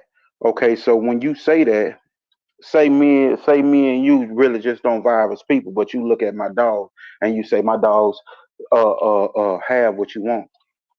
Do you think that just any other individual from that same bloodline could come and pass that same trait, even if it's not from this exact family of dogs on my yard, but from a cousin? Or would you have to see that for yourself? No. Yeah, I would have to see, because I didn't try that before. Like, I'm going to just breed to his brother because I ain't feel like driving to his crib. And the dogs ain't the same, and them is litter mate brothers. So I would fucking have to just stick with just eating the yo shit. You know, when you I get a hate when you get a I think when you get a good producer, that's when you can do that. You know, a lot of times when you breed dogs and you get down to, you know, the aunties and this and that, and you don't get that, and that's because the dog that you started off with really wasn't shit. You know, he really wasn't throwing, you know, the right shit from the jump. You know what I'm saying? He might have been just famous for something else other than producing. You see what I'm saying? Yeah, you right Gotcha. about that. Because I done had some bad motherfuckers that couldn't throw a football 5 yards. But if it's just produce, But like the you motherfuckers will already know, run your shit just down. like it's like one of your partners. You know what I'm saying? Like, you know, it's money. You know what I'm saying? Mm-hmm. And you know, like, this guy comes through, he say he gonna do something, say he gonna, you know, it's gonna be a party or a barbecue or, you know, whatever, you know, he's gonna do that. It's all, you know, and then you got some dudes, you know, they say they gonna do this, say they gonna do that, and then they never do, you know. Yeah. So you So know, that's one of those it goes things. hand in hand. That's one of those things with that I have noticed. I've seen a brother and sister. Both of them, are pretty good looking dogs, well bred dogs. One is they half brother and sister. One is bred double bred. One is bred even better, but bred with a different bottom side. You know, I've seen these two dogs where they throw completely different dogs. And then when I go back to the root, to the actual breeder, it was a reason for me selecting the direction that I was going because the breeder said, "You see that dog in the bottom quarter down there? That dog right there was smart." And I noticed the difference between these two individuals that this one dog was smart and it was a half brother to this one, and the other dog was just real intense and had a lot of drive to them. They were not necessarily built the same at that. And when I went back to the root to the breeder told me why. Because that one little dog that's down there in that catalyst, that dog right there is the reason why those dogs act like this and look like this, and these dogs over here look like this and look like that. So when you selectively breed, for me, you really need to know the history of the dogs. I had to travel back all the way from the dogs that I had to the person that had bred from dogs back further in the pedigree to find out what it was. And when I traveled back to that person, the next thing I knew, I was getting a message from another person say that one in the bottom down there, that's man, that dog right there made the difference on those dogs. So now I got 2, 3 legitimate dog men telling me why that selection meant so much in that, and it was just a quarter.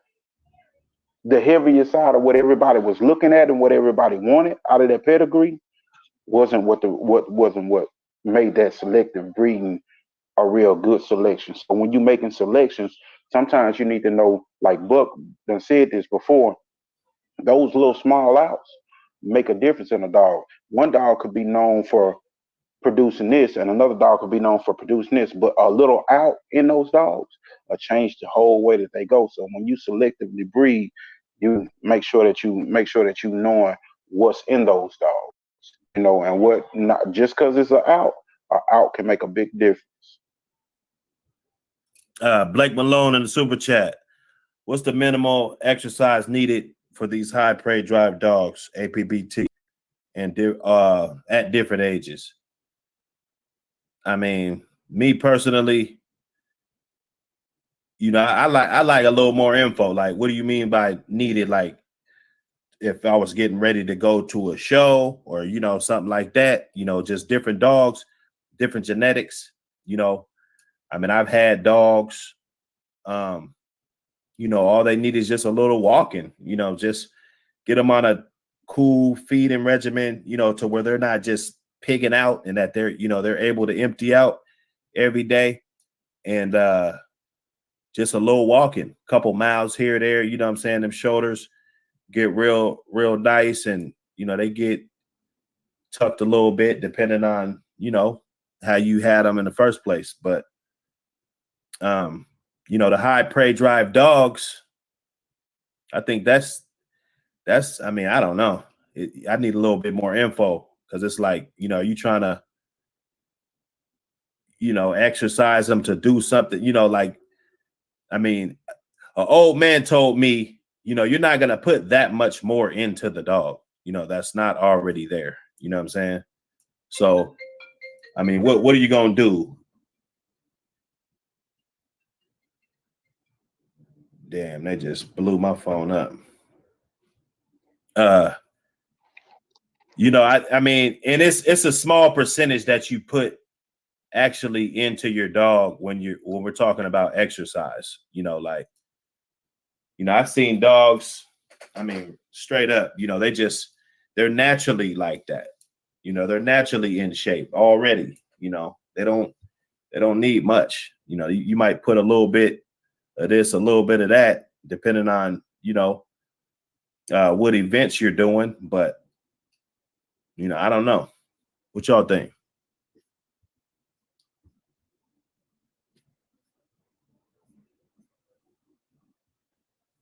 Yo, don't everybody talk at once now. Yeah. Oh, go ahead. I'm just listening, man. I'm setting up my little situation over here. Oh, okay. Oh yeah, you about to get it. Yeah, you about to get in. Yeah, I already know. Yeah, can you repeat that? Hey, can you repeat that just a short form, man? This dude I don't know why this dude keep hunting me, but bruh, I don't give a damn about that dog, man. You know me. Whoever you are, bruh, you know me. And I got a good feeling of who you is. Man, stop fucking with me with that shit, bro. You know who I am already. So don't fuck with me with that shit, bro. Leave me the fuck alone with that whole ass shit, bro. I ain't here for that, bro. I done told you already in the nicest fucking way and been cool about that shit, bro. If that shit bothers you just then, and you know that shit apply, that mean we done had this conversation before, man. And I mean we done had this conversation in person, because I don't do that behind the back shit. And you know I done had this conversation with this man before, in person. Leave me alone, bro. Here it is. Oh, facts. Leave that shit alone. Cause it's a whole pot of beans in there that niggas do Okay. not want to get spilled onto the floor. Blake Malone said, just to keep a dog happy. Shit, 30 minutes a day then. Shit, you know, throw the ball, run them on the bike, just something light, you know. I do that fucking twice a day. Yeah, just walking them shit, happy, you man. know. Yeah. Put them in a big pen. You know what I'm saying? Put them on a big long chain. Give them a 15-foot chain. You know, give them a 20-foot chain. You know, that's not that thick. You know what I'm saying? It's, you know, within regulations of whatever your area is. If you can't tether, of course, you know, go get a 20 by 20 or one of a big old. I mean, 10 by 10. That's pretty big. You know what I'm saying? They run around that. Pretty good all day. They be happy. They be cool, man. Them dogs, I'm telling you, I got dogs, you know, they calm, chill until it's time to work. And then that's when you notice that they got all this prey drive. You know what I'm saying? You don't just, you know, they don't really pump fake like that. You know what I'm saying? Yeah, I think some of them dogs, man, you gotta just the best bet, man, is I would say I would agree with the 30 minutes, but I think you gotta work your dog, tire him out a little bit. Nothing crazy. You ain't taking him to no motherfucking keep or nothing. You know, just like 30 minutes. Or if you walk your dog, if you're the type of motherfucker who walk your dog, you walk him for a few miles, man. You know, that's good exercise for you and him. You know what I'm saying? Let him tug on that motherfucking shit, on that leash and shit, pissing on every tree and shit, sniffing around. He'll sit his ass down to get back. You know what I mean? Fuck with him with the flirt pole for a little while or something. He trust me, that motherfucker gonna sit his ass down after all that walking. Yeah, you know what I mean? 30 minutes is good. They be good. Yeah. People mess up when they put their dog and you leave the dog locked up in the motherfucking little room or some shit like that. You know what I mean? All motherfucking day, and then you let him out to use the bathroom, and he seemed like he's so high wired, he running all over the place and shit. it's because he ain't been nowhere. You keep a motherfucker locked up and shit. Like if you gonna keep him, it's better for the dog to be outside. I wish they'd just let motherfucker keep their dog on chain, where it could be outside again. Cause that's the best bet for these type of dogs, man. To me.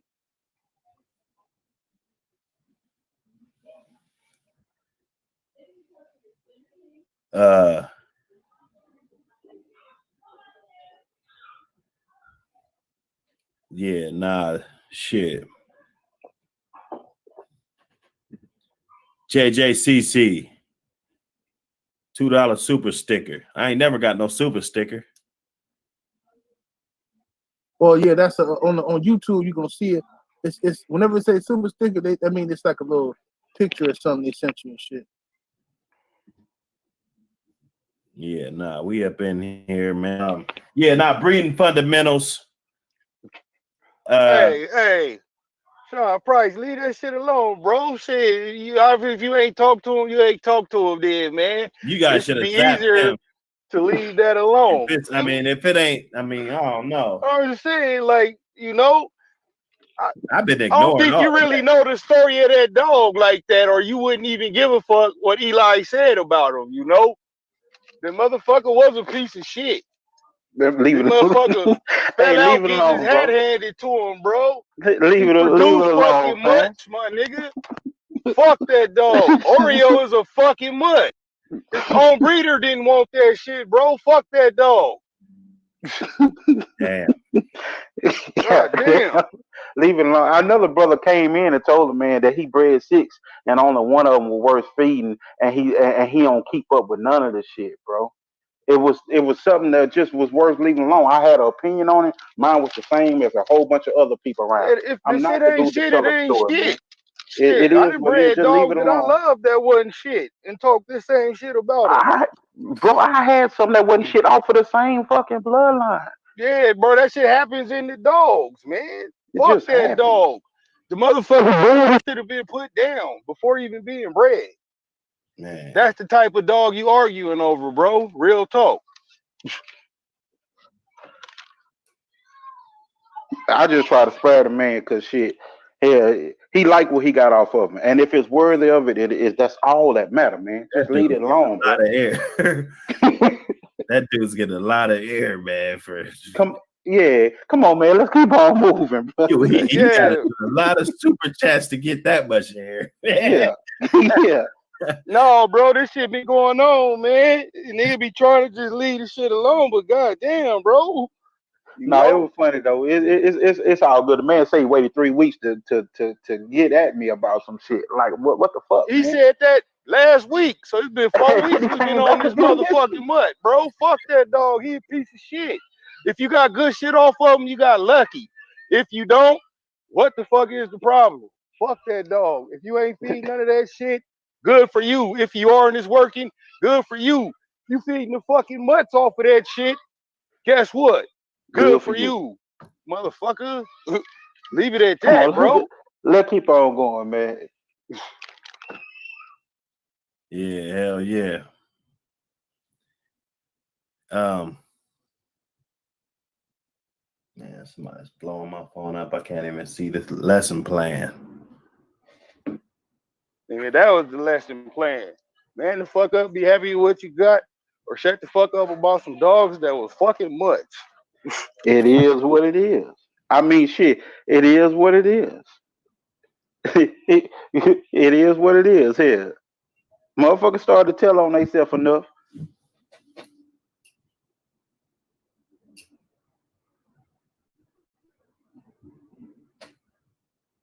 My bad, y'all, for fucking up the flow. That's my fault. I just kept on coming back with the bullshit. Like, man, he like nice. He like cool. He cordial. I'm the homie. I'm not.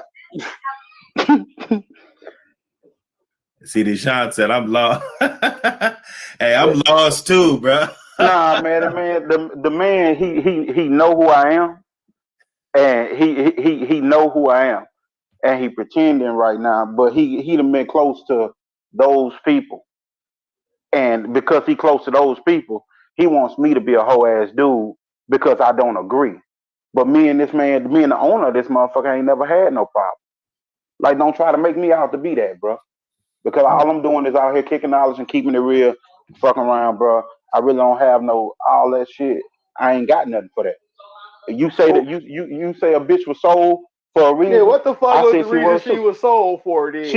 She was sold because when she was 12 when she was 12 months old, shit, they ran her down the track too fucking hard, and they felt like she wasn't worthy. After they got her sold, that came out. But Oh, so them niggas did some shady shit then and so that's sold what a, he's telling. a That's what he's potential telling. mutt. Something that I done already told before. Yeah. Okay. So something And that I what? done already told before. See, that's how that's how dry you is, bro. You telling on yourself how the type of person you is for I don't real. even know what's going on, man. I was like, Nah, this Motherfuckers getting dude in this here work. That y'all just doing some kick back dry. and watch. We got this. I know No, no, exactly no. what the fuck going Hey, on. Ram. That dude. Don't go too far into it. I told him already. Send me an email, and Yeah. Yeah, I'm gonna leave it alone, man. I'll me and leave him it could have alone. addressed this. You know, Yeah. me and him could address this because he taking it personal, and that's his issue. But like I said, I ain't got no problem telling no truths about nothing I had because I'm a that shit. If it wasn't what it was, it wasn't what it was. But that's the only way these dogs is gonna get better if I'm telling the truth. Shit. I This don't shit know. is fucking a mud. It's a mud. Shit. If the motherfucker fucking looked at some shit that was too young and it turned out to be a bulldog, that's a whole different story. You know? Anyway, if a motherfucker felt like they wasn't a bulldog, they shouldn't have sold the motherfucker. So Yeah. who is you really mad at? You know? The motherfucker for buying the bitch and breeding it or the motherfuckers who sold them? He So laughing. so what he's saying, He laughing. a motherfucker sell me some bullshit, but I sell you the real shit. But Yeah, if nigga I gonna say this shit bullshit right here, you tell me, nah, my shit ain't shit. They did me right. They fucked me right. They Man, fucked you bad. Yeah, I this they like I put said, I grease didn't on hear their this. this dick before they Tom fuck I me. Brady. I didn't hear the That's, conversation, so I don't know what's going that's on. bullshit. But I want to say this though. Like I say, this might not even be what y'all talking about, but whatever. I say this though. Like I done seen myself throughout time, and I'm sure y'all been through this too, where you will get somebody get a dog, they say, "Oh, this dog cold, this dog ain't no good," something. Somebody else get the motherfucking dog turn on, work for them, or dog might have quit for one motherfucker, right? And motherfucker sell to somebody else, it's just a throwaway dog, and then he get it, and it turned out it was just a conditioning problem. This motherfucker, you know what I'm saying, got two dubs up under his belt now, or something. You know what I mean? Sometimes shit happen like that, but I don't know what y'all talking about. I just Yeah, heard one, but you know what I'm saying? the thing about it is, I'm not even worried about it because what he talking about, it really don't matter to me because in the simple fact of it, motherfuckers respect me for a reason. And that ain't because I showed up bullshitting everybody, because I showed up getting down and peddling and sneaking lying about dogs and shit. That's because I showed up with my motherfucking, with my nuts in my hand, Mm-hmm. you know. It So don't when matter I anyway. went to the weight pool track, I weight pulled and had fun, and I enjoyed everybody, and I competed and I had fun. Yeah. When I went wherever, when I went to confirmation shows, when I went and spoke and helped people out, I did what I'm supposed to do. So none of that shit fucking matters. But what you just told me is that somebody fucked over me, and I said that before, and everybody tried to pretend like that wasn't it. So it don't matter to me. You just answered your own question that if I say the dog ain't shit and the motherfuckers lying about it, promoting it, then that's what they did. They did the same thing again. There you go. Yeah, But anyway, shit, one of the brothers asked what we smoking on. I just got some of this Forum Girl Scout cookies from Cookie Fam, nigga, that original. We about to get baked on y'all niggas. oh man, Girl Scout cookie do it, man. Hell That yeah. girl, man, that shit first came out, nigga, when I first had it, I should say, That shit man, was like crack, huh? man, Girl Scout cookies was like, that shit was like, man, I had about 7 pounds of that shit, and I kept one of them motherfuckers for myself. I stashed that shit. I said, fuck that. I'm keeping this motherfucker. You I still kept, got some left, nigga, them drawers in the basement, nigga? no, shit, that shit was, man, years ago. Uh, No, years ago. That motherfucking Girl Scout was fire. Girl Scout and, what's that shit called? Gorilla Glue, and yeah, green crack too, green crack. I had some Yeah, that green green crack. crack grow. That shit go, boy. I had some of that green crack stash. I had like a couple ounces of that shit, or maybe a QP or something, stashed in the brown paper bag in my basement. Forgot all about it. That shit was just sitting there, bro. Forgot all about that shit. My wife found this shit when she was cleaning up the basement. Said, you still on this bullshit? What you talking about? That shit. I said, oh shit. But I did a little party dance. I said, yeah, here we go. Well, I was happy as a motherfucker. I said, nigga, cut a crip walk on them right quick. Like a The Dub motherfucker. C. And that shit was down there curing like a motherfucker in the dark. It was good in the motherfucker. That shit was better than it was when I first had it. Yeah, I got to the Girl Scouts and they had some old school granddaddy perks. So I had to fuck with the OG. I ain't seen that nigga around in a minute. And get my kick to sneak on. It's good like your granddaddy. Yeah. What y'all smoking on in the chat? What y'all got out there, man? Yeah, you did. What they smoking on? What they smoking on, man? Huh? What's going on? It's the Dog Trap 3. Dog Trap 3, what's up? Let me see who's in this building. Let me see who's in this building. Let me drop this link. See what's cruising through. You feel me? Let's get it up. Hey, if you in here, hit the like button. You know how we do. We don't, we support everybody. If you got real content, we support you. Over here. This is what we do, man. What's going on, brother? Hey. You got the dogs out. You got them dogs out. Hell yeah. I didn't know if you wanted to show that rough play earlier, so that's why I just kept myself muted and showed you what was going on in the back. Oh yeah, now that's what's up. They moving. They moving, enjoying that day. That's what it's all about, getting them out there. They look like they running you, huh? Hell yeah, brother. Yeah. Samurai put out that hand walk challenge we put together, and they did 6.5 miles in an hour. Even the puppy here, both of them together. So okay, I want to see if we won that. Go ahead, Bibbs. So you're getting out there running with them 6 miles? Yep. Oh yeah. See, you're not fucking around. Yeah, nah. I mean, I ain't gonna lie. I jump on the bike, but I'm not just jogging with my fucking dog 6 miles, bro. You know what I'm saying? That's I'm just telling them to leave it because we got some people up ahead. Ladies, heel. Good. Wait. Look. Good job, Nov. Weenie, look. Yes. Very nice. Thank you. Okay, ladies. Got a car up ahead. Yeah, those were some awesome topics you mentioned earlier. I was just cleaning up the yard because I didn't want tree huggers to see something they didn't need to. Yeah, nah, for sure, man. Yeah, nah, that's a beautiful little walk, man. That's Hell good. yeah. Get them out there. That's good. You got them socialized, although we know some of them ain't gonna go for that shit. Absolutely don't think that this is gonna be every dog, people. I don't if want we people got to work with them every day. Exactly. Let's see that they got the right temperament for it, like you're saying, Buck. Is that male and female or what? Female and female. Okay. I know everyone thinks my big girl there's a boy. Here. Down. Good job. Look. Yes. How's the other one bred? The buckskin? Yeah. Same thing. She's I got the red from my friend, but she was a street rescue around here. If you could believe it, someone just let that gorgeous girl go.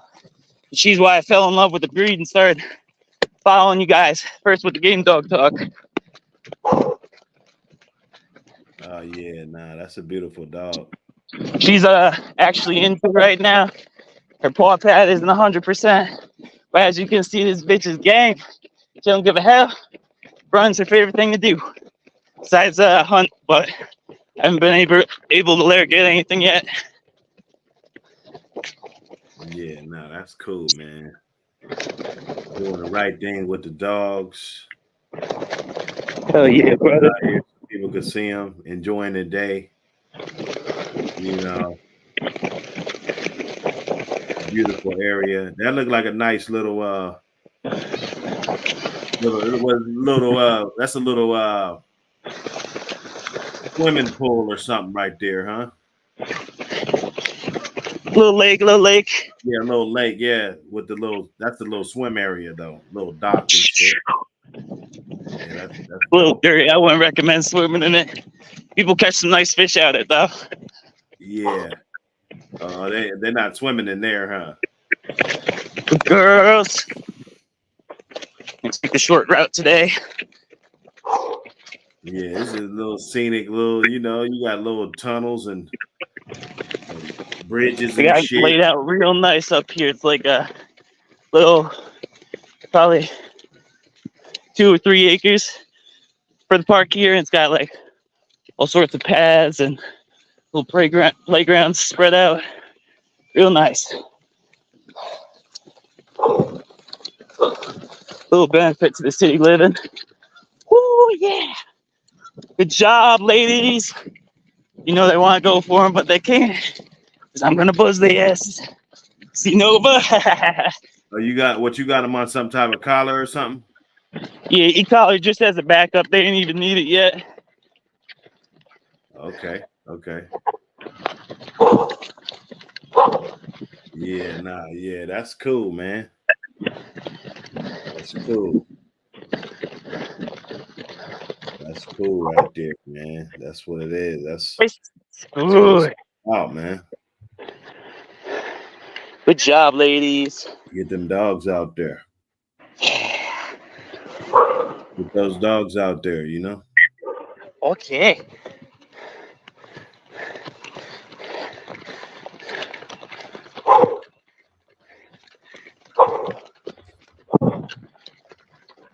There we go.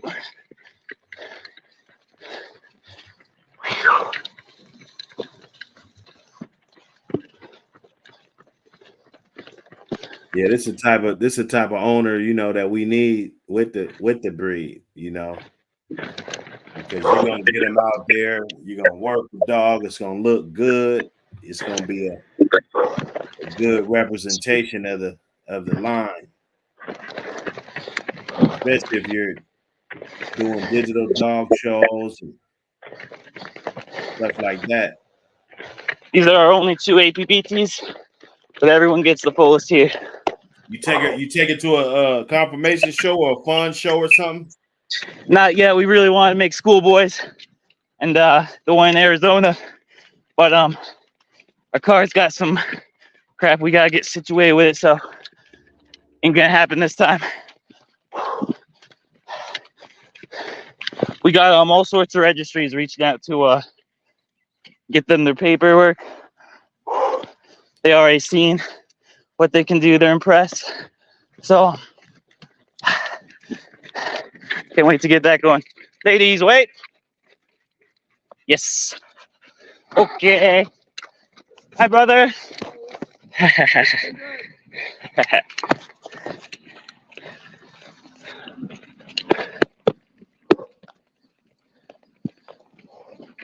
Yes, sir. Yeah, that's what's up.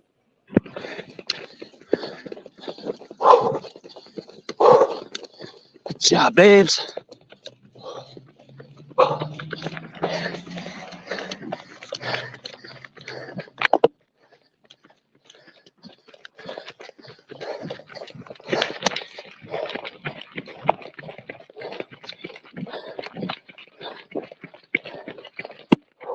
Yeah, you got me wanting to run, man. good old running. Hell yeah, brother. That's all you gotta do when someone was asking about the exercise. You just give them this. That's it, brother. You work the There's mental nothing. I mean, to me, there's obedience nothing. training. They'll be set. Groundwork, running them, all of that, socializing. You can't go wrong. The dog's gonna be in incredible shape. They're already athletes. They can already do special things, but you're gonna enhance it by getting them out there like that. Especially you running with them. Like that's different than let's just say somebody on a treadmill and shit. I would argue that.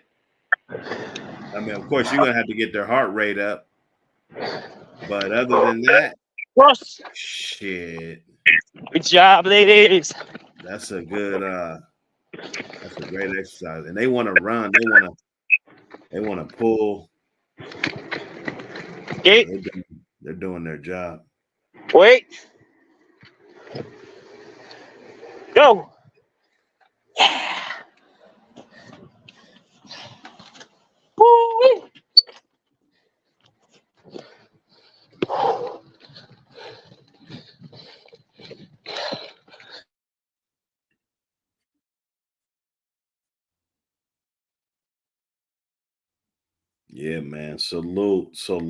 15 minutes to rest. And an hour after this, we'll let them eat. Bam, bam, they're done. 15. That's it. How long did you run them for? You probably got like 15 to 20 is usually how long it takes us to do that one. Woo. Like at a easy pace like that.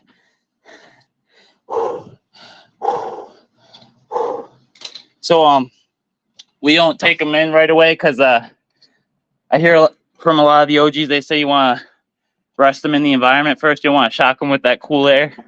So once they stop panting, they'll bring them in. Whew. And same thing with the water. You don't want to shock them with the water right away either. What's the temp out there right now? Let me check, brother. Woo-wee.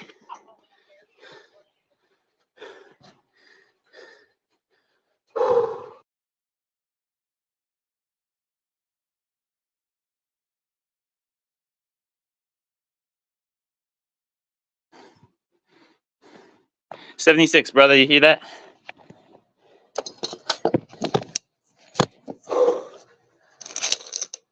Oh, good job, ladies.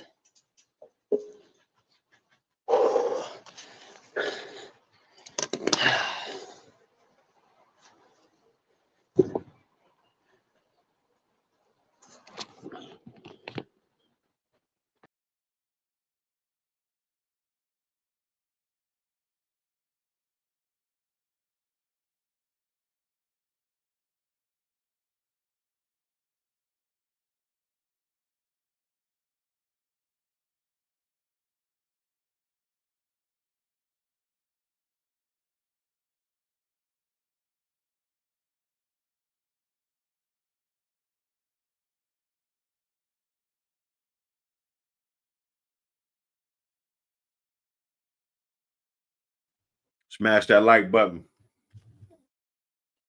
Let me check them likes. I'm getting it in today. Temp was reading 76 degrees Fahrenheit, but 76. not That's too cool. bad. Yeah. Them dog, they can heat up though. Oh yeah. These ones been tested though. Not Nova yet, but Winnie's good for well over 100. She's a real bulldog.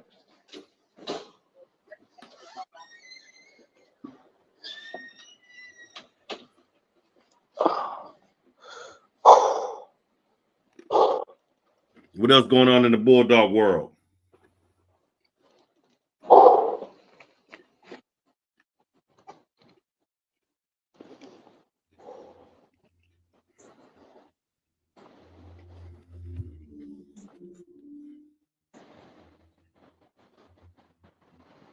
Let me see.